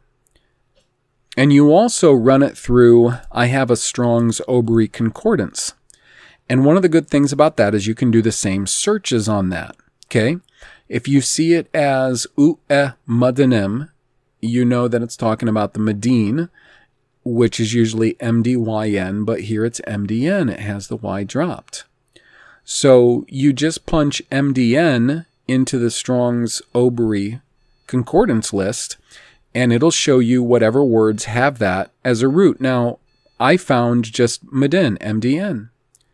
So I went and I looked at what occurrences, like what entries it was, and ran searches on that. I listed the entries. It appears as H4090 Midian and is translated as brawling, discord, or strifes very few times, 2, 1, and 1 times. H4091 Midian as Midian. Now that is the second son of the 4 or 5 sons that Abram had after Isaac. That appears in Genesis 25:2 and 1 Chronicles 1:32. And Madani, and I just showed you that, Midianites. So then I started running searches on Midian. Now what I mostly came up with was areas of scriptures where you would see the phrase from Dan, as in the tribe Dan, or the territory that they took in the extreme north. That's recorded in the book of Judges. And that would just appear as an MDN, Midian. Except in Judges 21, it actually appears as La Midian, but they still try to translate it as the same thing, and it sounds and looks awkward. So I'm going to look into that a little bit more, but mostly it's going to be just that from Dan. And then the other way you're going to see it is translated teach, Midian. And it usually has specific prefixes and suffixes with it that are going to kind of give it away. So that one didn't turn out as many results as running a search on Midian, which is interesting because it turned up 3 verses, mostly the first 2, which are very, very interesting. The first one is in the Song of Deborah. And like with a lot of passages in the Bible that have a lot of substance that we could probably learn a hell of a lot from, the Song of Deborah would seem to be translated very, very loosely and poorly. The other place that it's seen, and that's Judges 5:10. The other place it's seen is 2 Samuel 21:20.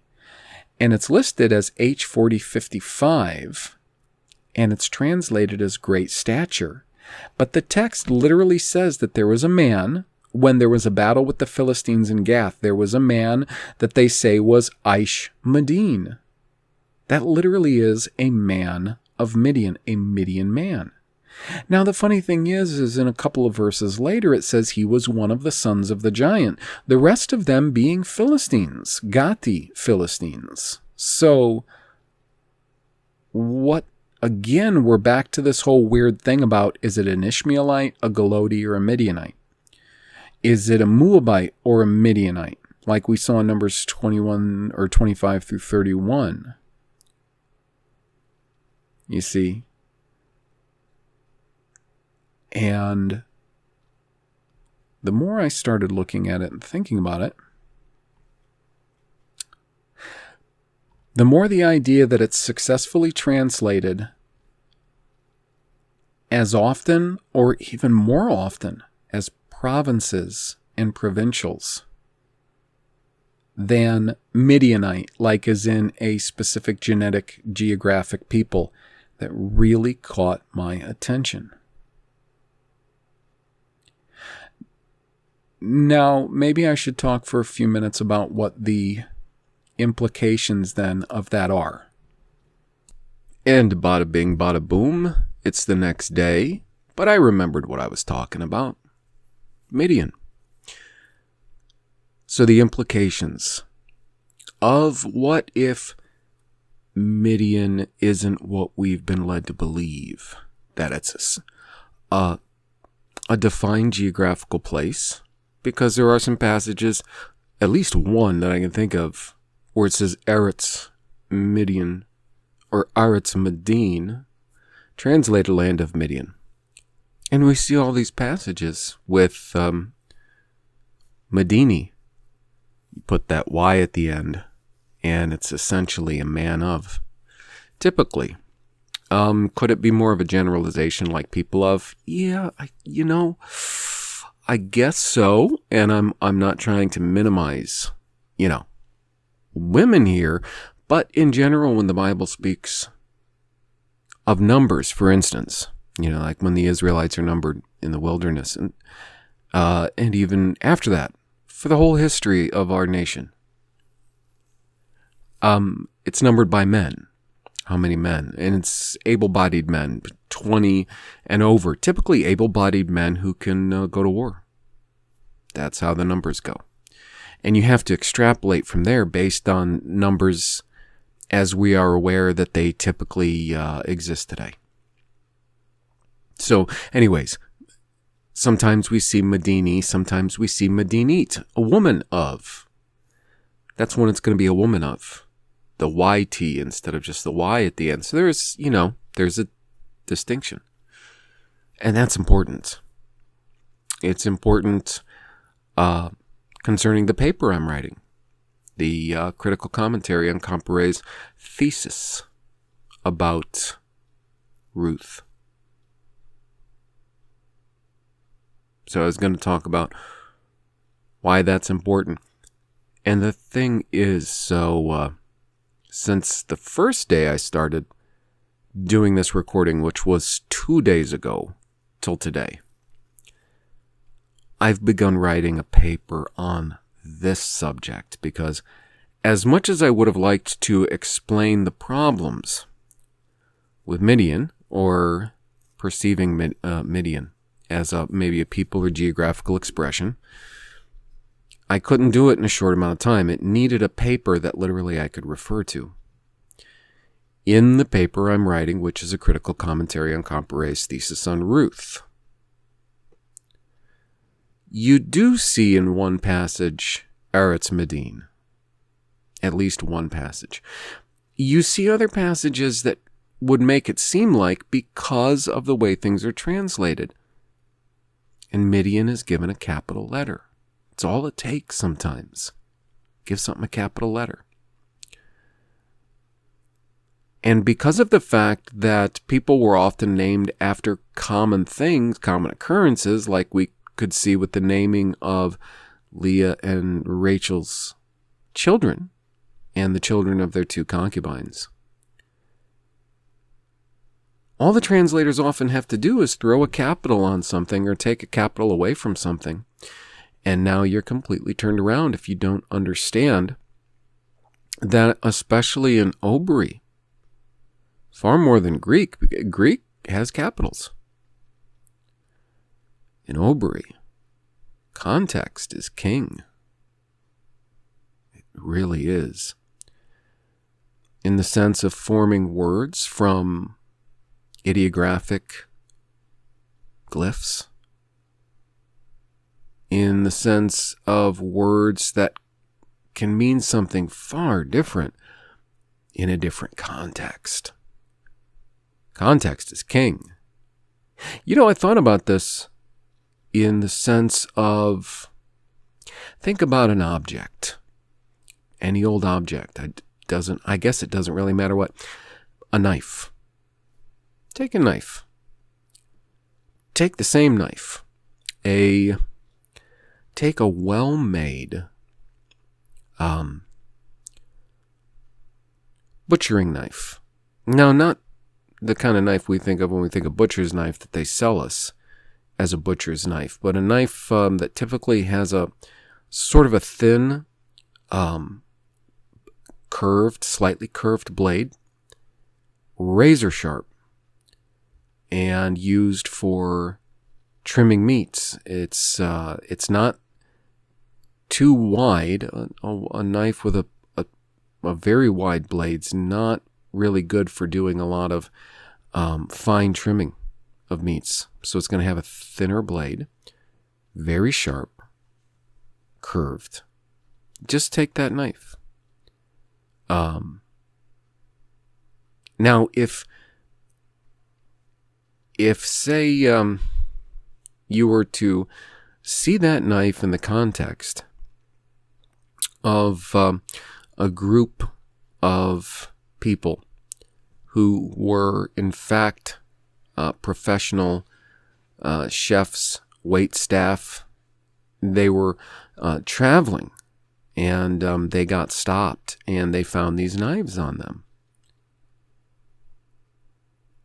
Now, what is going to be perceived about the intent of those people with those knives?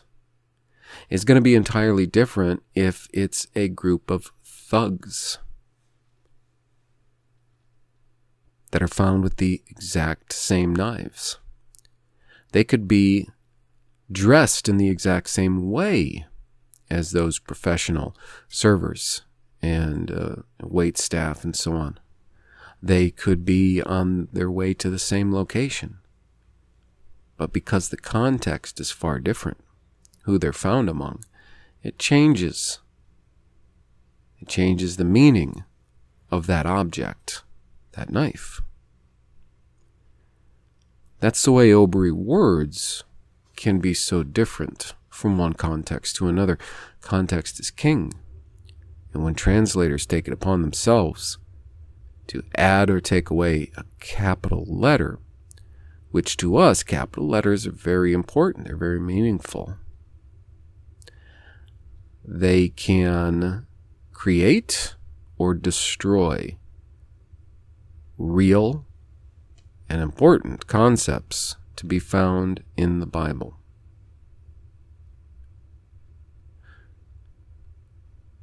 So, the short of it is, if Midian is actually more of a general term, something that is at least similar to the idea of or the term province or provincial, instead of being an actual people. And the way they frame it in the Bible, one would think that it's a people that had come from the line of one of the sons that Abraham had with his concubine, Keturah, that he got after the death of Sarah, I believe.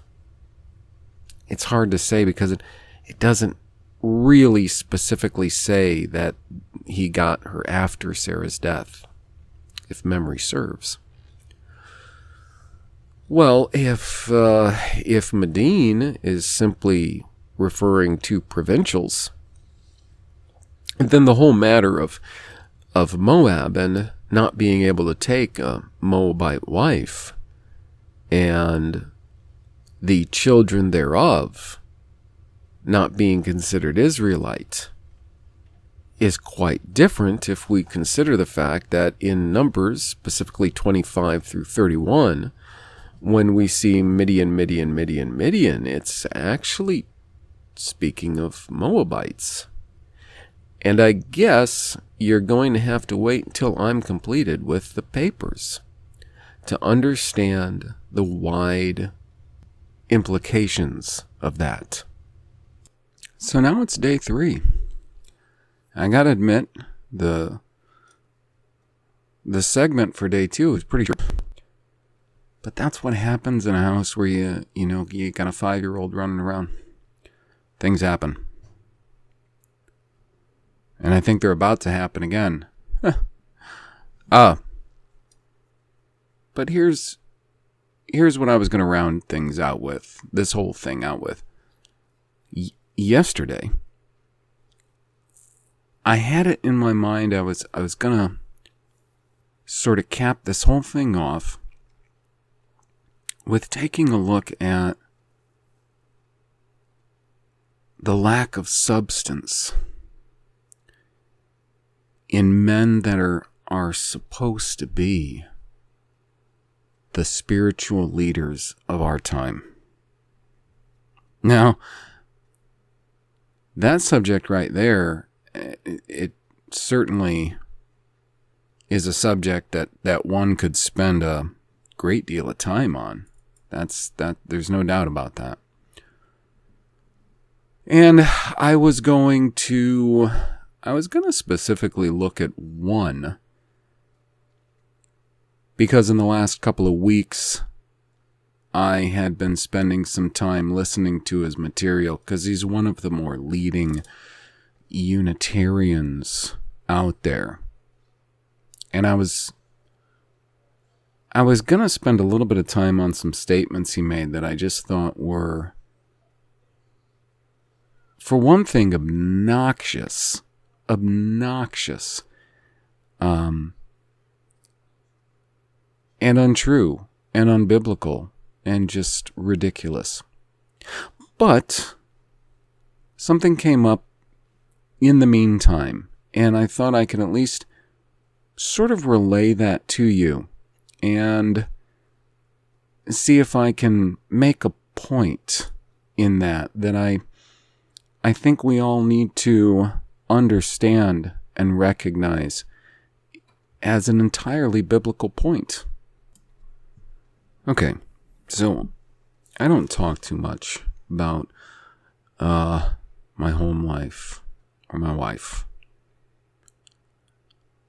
But in this case, since it's illustrative, let me just say this.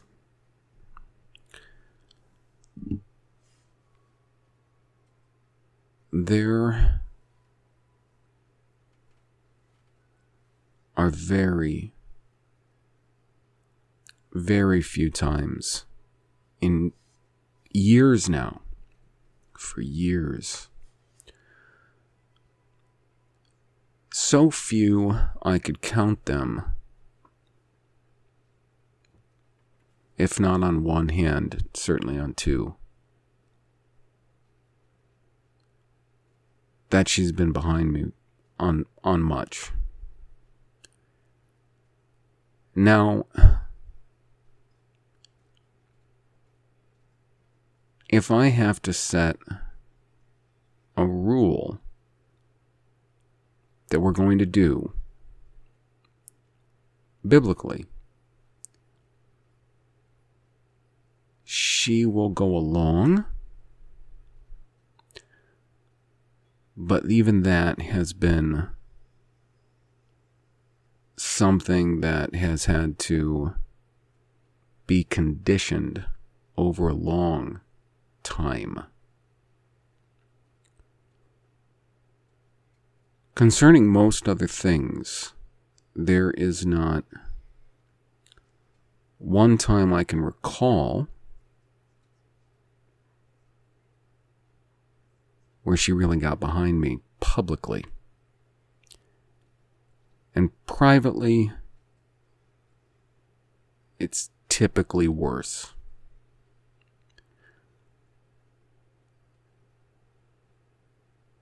This kind of thing happens. And it's not as though I don't expect it, like it's a shock. So yesterday, I'm mentioning an incident via an old speech I was listening to from the guy who was actually the military liaison during the Lend-Lease Act. And in the speech he was giving, he was describing all of the materials that he was in charge of giving to, and he kept using the term the Russians. Bad term. The Soviets. Anyways, the Soviets. And what his speech was doing was illustrating how, so what? It would have been how a good 80 years. Well, let's just figure. When was the Cold War over? Early 90s? So I guess it technically started just after World War II, huh? So I guess we'll say 50 years. 50 years of a lie. That was the Cold War. Now, this kind of thing, as well as really just the last century of history, world history, these are the things that I find very important for people to know, for people to understand. My people in particular, all people need to know and understand this. They need to know and understand what's going on. I find this extremely important because as far as trying to even talk to anyone, in particular my own people, about what's going on, I find it very difficult to do so if they have no grasp on the world around them. They have no real grasp on what the world is, its history, the way it really works, because of misconceptions and deceptions that usually come to us via our churches. So now the Cold War, that's one big thing, and it's a matter of truth. And all truth matters. All of it. If anybody comes to you and they say that this isn't really all that important, let's just, I don't care what it is. If they tell you that flat earth theory is not that important, they're mistaken, or they're deceiving you, because it's a matter of truth, therefore it's important. If they tell you that what happened in the last century, what happened nearly a century ago, it's not that important. Well, if they're talking about the context of the 2 world wars, the only reason they would say that is because they're ignorant. And it is a matter of truth. And it does matter. Now, that besides the fact that everybody who is even somewhat familiar with it knows that the Jews have been using it as a pretext for stealing billions of dollars in wealth from mostly Western peoples, Germanic peoples, and Israelites in general, and from everybody else they can steal from. So it does matter. The ignorant say it doesn't matter. It's the same thing with flat earth theory. The ignorant would say that doesn't matter. Of course it matters. All truth matters. So whether or not the Cold War was organic matters. The idea that the Cold War, especially as Americans and Westerners came to understand it in the 50 years it was being perpetuated, is the foundation of so many things that people came to accept. A fearful state that they lived under.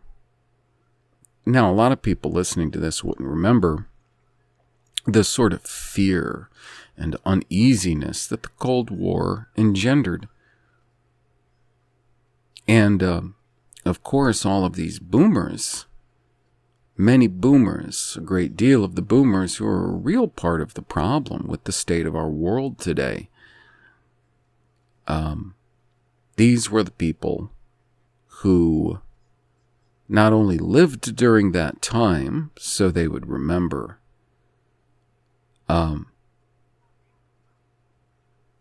they are, in my estimation, chiefly responsible for the state of the world, the state of our society. So if they were to be presented with the evidence that all of that time that really shaped their psyche was a hoax, it was a fraud, it was a lie, and they were truthful enough to accept the information, if they were unselfish enough, if when presented with these we don't have to call them facts. We can say presented with these claims, they would go and search them out to see if they were true or not, because they really matter. They were the people that grew up in fear of espionage and fear of the atom bomb, nuclear war, fear of, the Red Menace, all while their own government, people that they trusted, aimlessly trusted, were participating in propping up the ruinous disaster created by these Bolshevik Jews in Russia. They just created an horrific shit show that they could not manage or make into any kind of viable empire.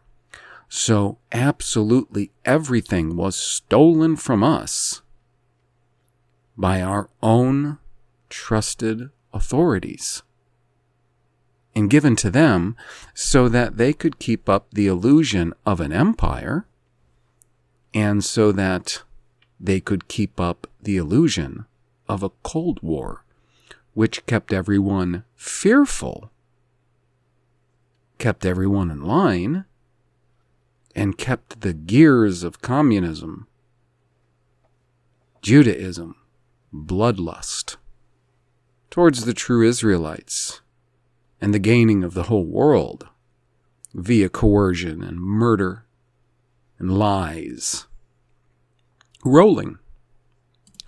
So any and all claims made about it are important. Now, this guy was, of course, the liaison during the Lend-Lease Act, and he's one of those early witnesses that is seeing these lies, this deception about what the Soviet Union was, because of course the deception was started from the beginning, and because of who it was that was behind the Bolshevik Revolution and who it was that had been behind the coercion and evils of our own government for centuries up to that point. Yeah, the floodgates, they were really opened in the early 20th century, but they had been here pulling those strings for a really long time. This has been an ongoing battle. A long-term, ongoing battle. So, he's describing these various materials that he was in charge of sending them. And again, they weren't supposed to be for rebuilding an absolutely ruined country that the Jews ruined through their Bolshevik Revolution, and that they could not maintain, that were absolutely no match for Germany.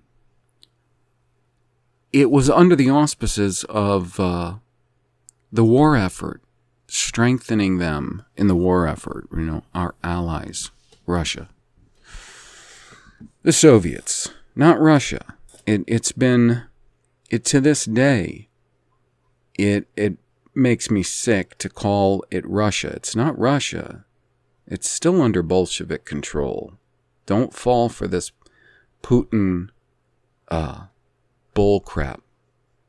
It's not so. It's just as inorganic as it's always been. Anybody who thinks that anything has changed is a fool or a liar. So the guy says that, and some of you might have heard it, this recording. It's about 45 minutes. It was done quite some time ago, decades ago, at least. He is saying that out of all these weird materials that he's sending them, and he's keeping a diary this whole time too, because he thought they were weird. We were supposed to be just helping an ally, but these things were more reconstruction materials, and more than that, they were materials that he regarded as highly questionable. Espionage, in fact. He said at one point in time there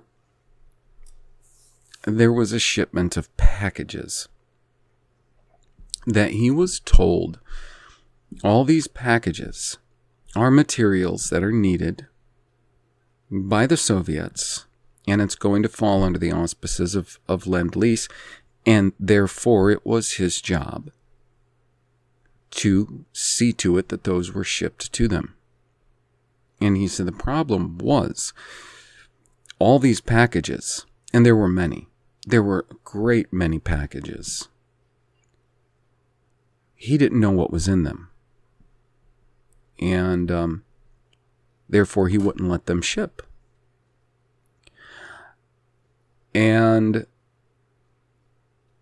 now the Soviets came back and they said, well, we can't let you know what's in the packages. It's classified. And he said, well, if it is, then they're not getting shipped. They're not going on a military plane and being shipped. And he had the power to do that. And he said, so the Soviets came back and they said, well, we'll do a compromise with you. He said, what's the compromise? He said, they said, we'll tell you what's in the packages. To which he replied, I wouldn't trust you or your word under any circumstances. Then he said, they came back again and said that, I believe it was the Secretary General was going to know. They'll tell him, he knows what's in the packages, but this man, who was in charge of all materials to be shipped to the Soviet Union under the Lend-Lease Act, could not know. And he said, well, if I don't know, they're not leaving the ground. Because due to chain of command and his superiors, he had superiors that, if anything were shipped there, and there was any question to the contents of what was being shipped, that fell on him, his responsibility. So again, he said no. And So he said they finally decided to allow him to open these packages. And he said he had suspected this was highly sensitive, perhaps even highly dangerous materials. And he said when he opened the packages, he was surprised to find that it actually seemed benign. The materials, it wasn't anything chemical, or weapons or anything like that. It was paperwork. What this shipment set for the Soviets was, in fact, was the contents of the United States' entire patent office. Thus, our military was shipping every last patent, which are supposed to be, by the way, protected. Patents are supposed to be protected. That's why you don't put a Jew like Albert Einstein in a patent office. Patents are supposed to be protected. If somebody takes out a patent, they go through the work to take out a patent. That patent is supposed to be protected. Do you understand? And when I heard that, it floored me. Now, I knew, based on other sources, that the United States were actually the ones who provided everything to make the Soviet Union actually look like it really was an empire, as opposed to a crumbling, failing pile of dung that these murderous Jews created in Russia. And that's all it was. We were giving them tons of materials. We were giving them tons of weapons. Manpower was being lent to them.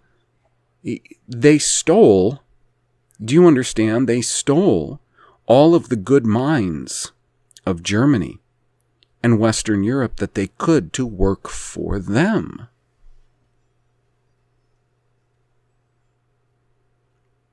Who they couldn't murder amongst us Israelites. They stole or they bribed to work for them, because all they can do is ruin and murder. They are destroyers of worlds, not builders. They are destroyers. And the only way they can make anything look like it's something, whether it's the Soviet Union or whether it is the state of Israel, they must do it through deception. Like everything else, like COVID-19, like the moon landing, everything, so-called science, it must be done by deception, because they don't build, they destroy. But the contents of our patent office, now, that's very worthwhile to them. Excuse me. Just like the contents of all of our granaries that were taken and shipped over to them, that they never gave to the hungry people of Russia, that they just sold on the open market, the open world market, these effing, thieving destroyers, these low-life bastards. Not Jesuits, Jews.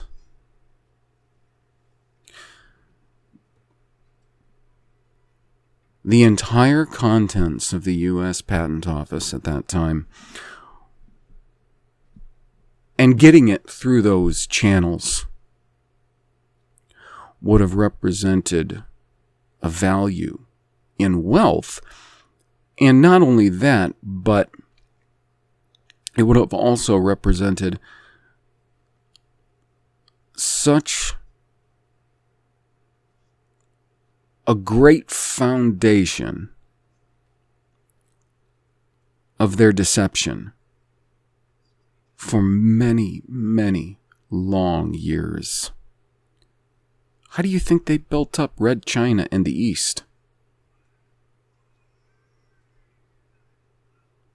And these people are not the nations spoken of in the Bible. The Adamites, the Noahites, are the nations. They have inorganically made these people look like nations, the same way they have inorganically promoted the black, the African in the United States and Europe, or the Arab. The Arabs never had nations until oil.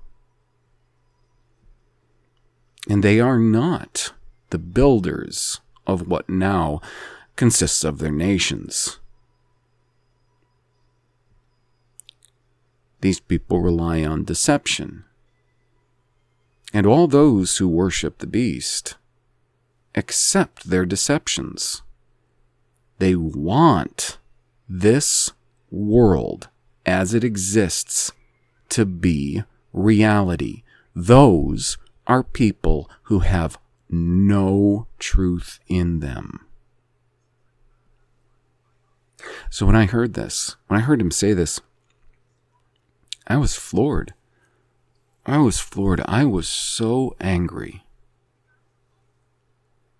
Because, it doesn't matter how long I've known about these things.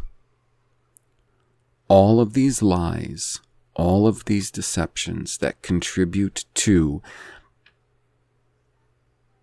this fantasy world that everybody lives in, that my own people, the people who were destined for, who were burdened with the task of actually running the world in grace, in truth, sometimes in severity, but always in goodness. We have utterly shirked our responsibilities, and the majority of us just worship that beast system. So it doesn't matter how long I've known about these things. It doesn't matter sometimes. It doesn't matter how many times I keep hearing about the same things. When they're matters of truth, and when we can get to the truth, like this guy's speech, which, unlike a lot of the controlled opposition gatekeeping shills you hear today, this was not watered down.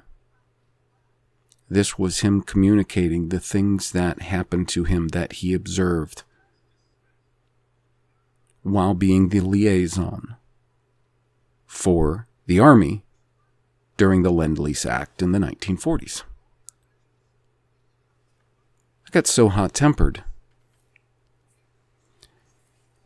And I went to tell my wife, because here's the thing, no matter how long it's been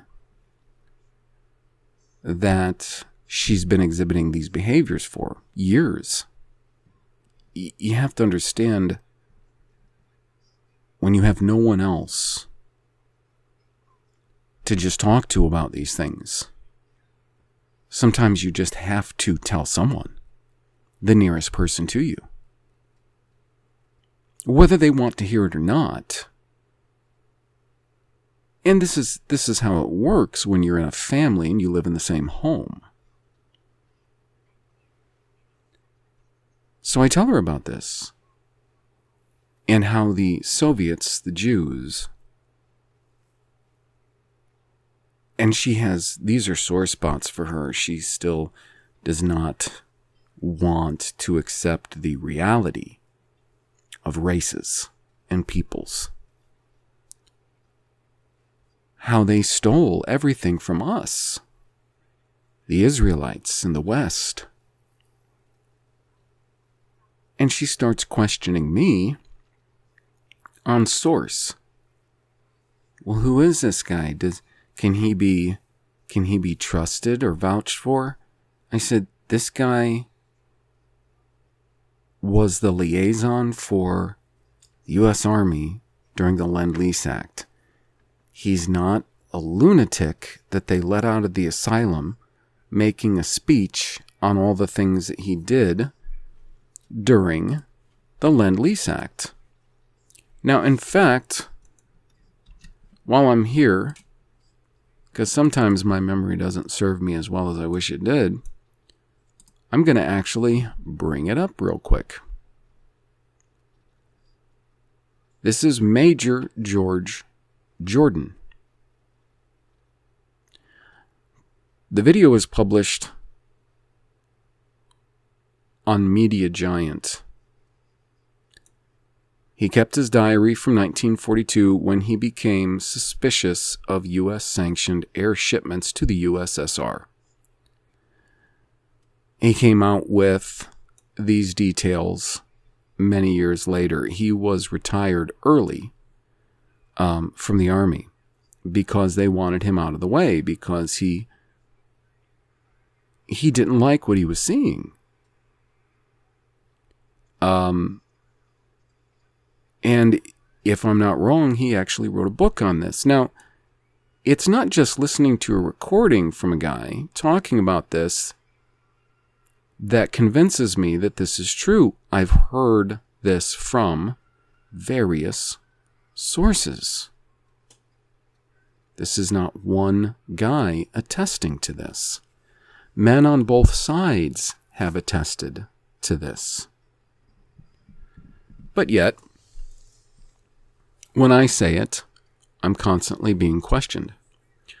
Now, these are not good-spirited intellectual questions. They are questions constantly looking for any weakness.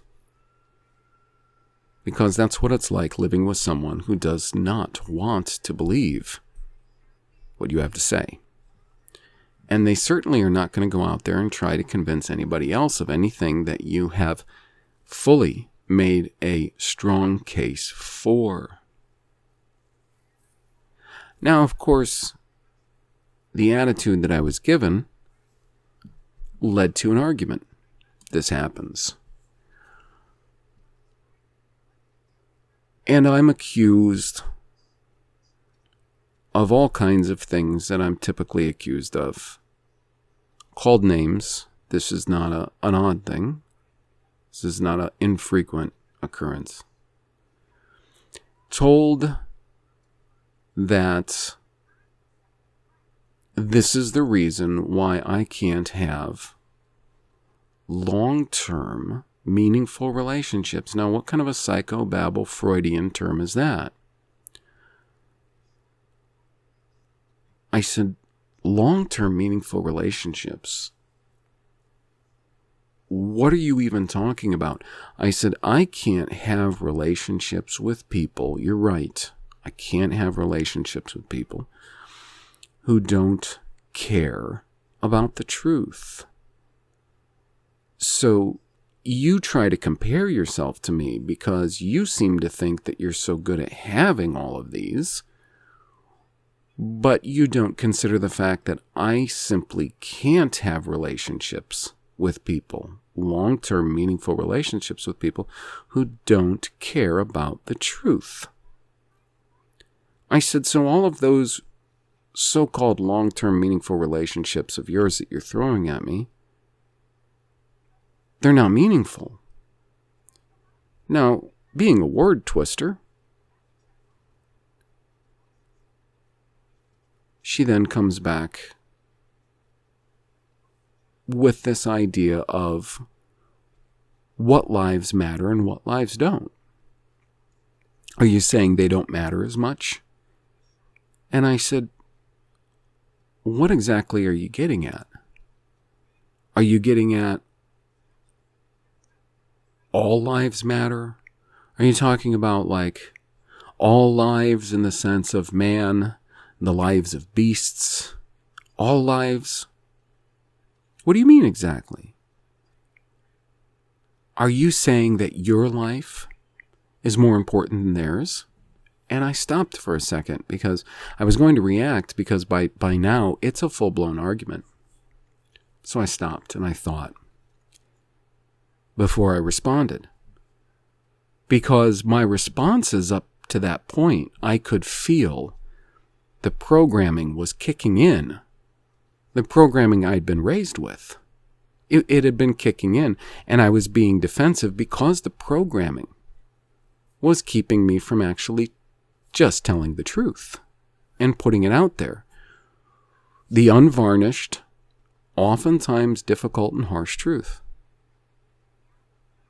And so then I stopped, and I thought, and I said, no, all lives are not equally as valuable. The lives of people who do no good for anyone, the lives of people who do not care about obeying the Creator, the lives of people that are lived selfishly, that are often lived parasitically. No, they do not matter as much as the lives of those who love and live the truth. They don't. I said, if you don't believe me, go check the Bible. And it was over. Conversation done. Now, one thing I'd like to point out that's interesting about that is that I think we should always keep it clear for those listening who really do love the truth, live the truth, then you are certainly the few out there who really cannot get along with the world. There's no way you're going to be someone who loves the truth. And the truth is the Word. The truth is the mind of and expression of YEUE. For those few of you out there who really do truly love, function in, and live by the truth to the best of your ability, you are not going to get along with the world.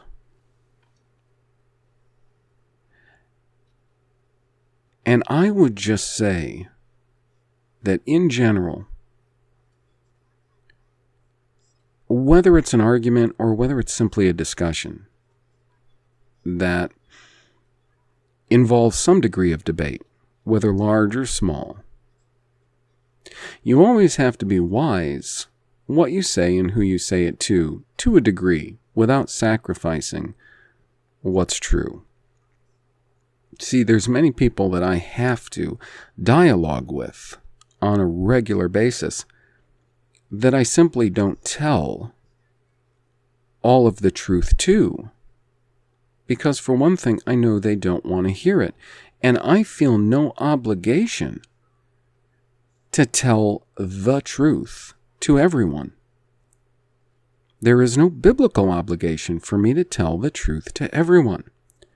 Anyone laboring under that delusion needs to spend more time reading the Bible. First off, I have no obligation to tell the truth all the time in all things to everyone, especially those who are not my people. I have no obligation. Specifically those who have any kind of enmity towards my people. No obligation. I don't even have obligation to do that towards my own people who are acting in ways that are harmful or destructive to my people. Whether we're talking about to themselves or to those around them. For anyone who doesn't believe that this is the case, they need to read. It is 1 Kings, and I think you'll find it in about chapter 22. The incident in which Ahab, who was joined with the king of Judah, they want to go up against what's translated as Jabesh Gilead. It's Yabesh Galod, because that was a really important territory to the king of Israel. And they wanted a prophet who would tell them what they wanted to hear. And they had called in their regular prophets, and they all told them what they wanted to hear. They all told them, go up and you'll be successful. And see, the king of Judah, he's a little uncomfortable. He's kind of a little skeptical, in fact. And he asks him, is there any other prophet? Because he wasn't quite very comfortable with what he was hearing from his regular prophets that just told him what he wanted to hear. King Ahab, that is. He says, yeah, there's one other, and I cannot stand this guy. It's Micaiah. That's the English transliteration. Micaiah. And he said, I don't want him. Every time I talk to him, he tells me something I don't want to hear. Because Micaiah tells the truth. Ahab, the king of Israel, did not want to hear the truth. He never wanted to hear the truth. He hated Micaiah. But the king of Judah, who at the time I believe was Jehoshaphat, he convinces him, have him come and tell us what he says. And he has Micaiah come. And Ahab asks him, well, let's just say, I'm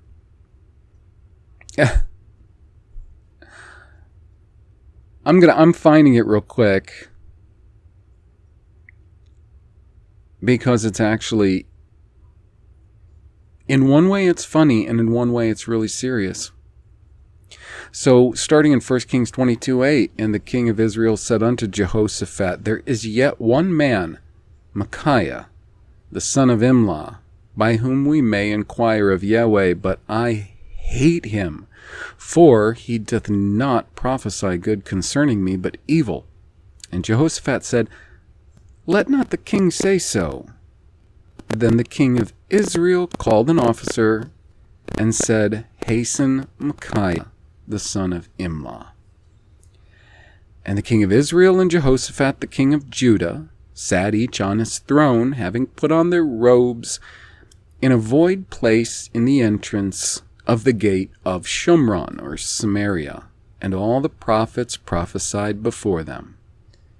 And Zedekiah, the son of Kenaniah, made him horns of iron, and he said, thus said YEUE, with these shalt thou push the Arami, which they call Syrians, but aren't, the Arami, until you have consumed them. And all the prophets prophesied so, saying, go up to Ramoth Gilead and prosper, for YEUE shall deliver it into the king's hand. I'm sorry, it wasn't Jabesh, it was Ramoth Gilead. Now the messenger that was gone to call Micaiah spake unto him, saying, behold now the words of the prophets declare good unto the king with one mouth. Let your word, I pray thee, be like the word of one of them, and speak that which is good. And Micaiah said, as YEUE lives, what YEUE says unto me, that will I speak. So he came to the king, and the king said unto him, Micaiah, shall we go against Ramoth Gilead to battle, or shall we forbear? And he answered him, go and prosper, for YEUE shall deliver it into the hand of the king. And the king said unto him, How many times shall I adjure thee that you tell me nothing but that which is true in the name of YEUE? And he said,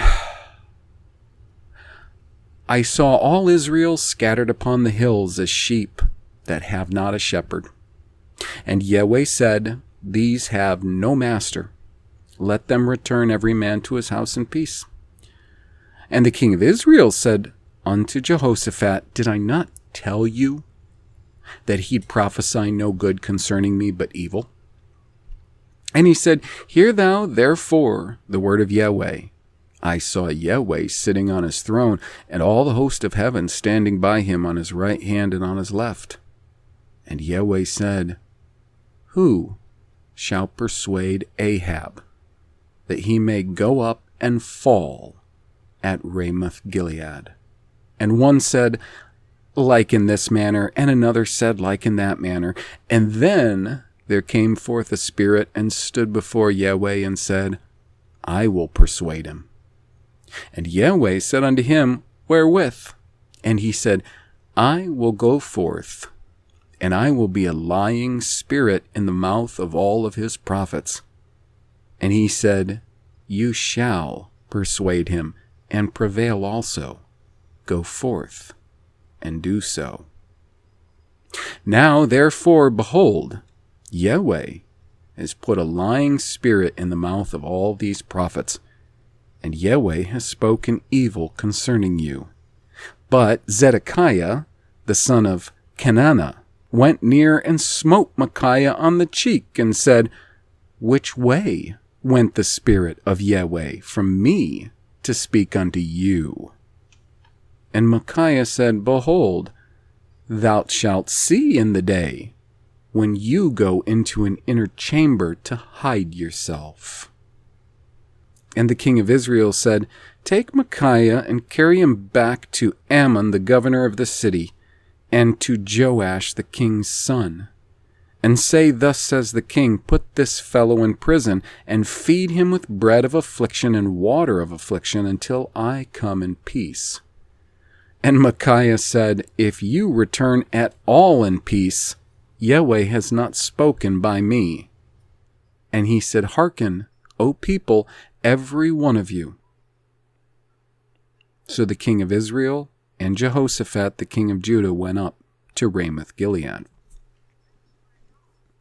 Keep in mind that when they first brought Micaiah, a true prophet of YEUE, a man who loved the truth and could not stand evils and liars, when they first brought him before Ahab, a liar, a murderer, a foul, despicable man, what is the first thing that Micaiah said to him? When he came unto him, they asked him. They said, What does YEUE say? Shall we go up to Ramoth Gilead to battle, or shall we forbear? Micah already knew. He had seen that vision, you remember? He had already seen that vision. He knew what was going to happen. What was Micah's words to him? He said to the king, Go and prosper, for YEUE shall deliver it into the hand of the king. He didn't tell him the truth. Micaiah knew the truth. He didn't tell him the truth. He told him to go up to Ramoth Gilead because YEUE was going to kill Ahab in Ramoth Gilead. He was under no obligation to tell this pig the truth. Now, what makes him a pig? He did not love the truth. He loved himself. He loved lies. He loved murder and bribery. He loved his own passions, pleasures, and desires. Now you take most people out there with little to no power, and you put them with him, and they will do the same things as him. That's why I don't look at anyone who doesn't love the truth as anything but an enemy and vile. People don't seem to understand that sins of omission are just as, if not worse, than those sins of commission.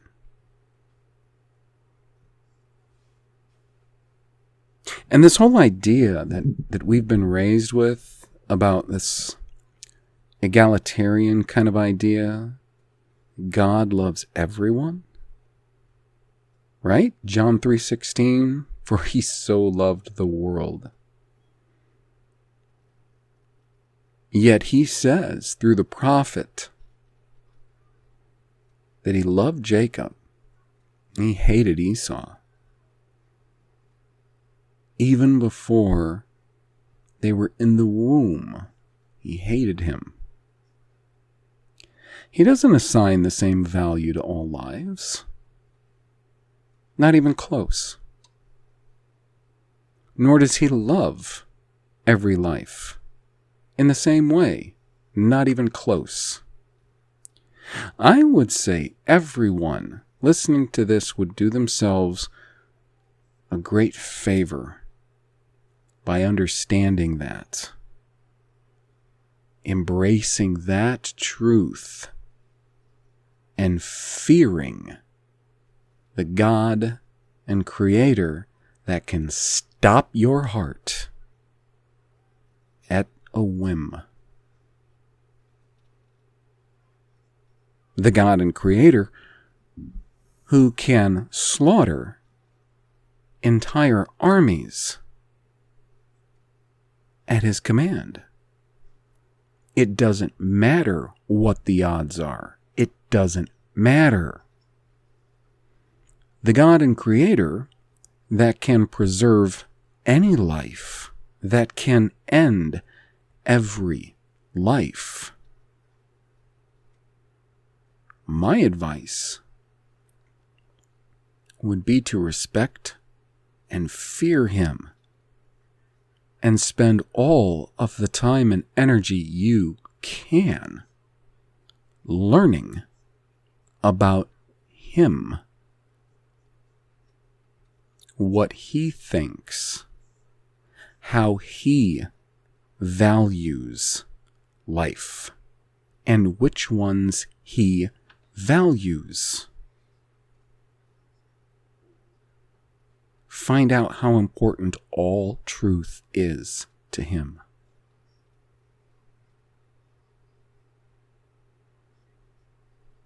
And please, stop regurgitating Freudian psychobabble garbage that hireling dogs are regurgitating in all of the church buildings of all of the world. And I think I'll leave you with that. And I'll see you next time.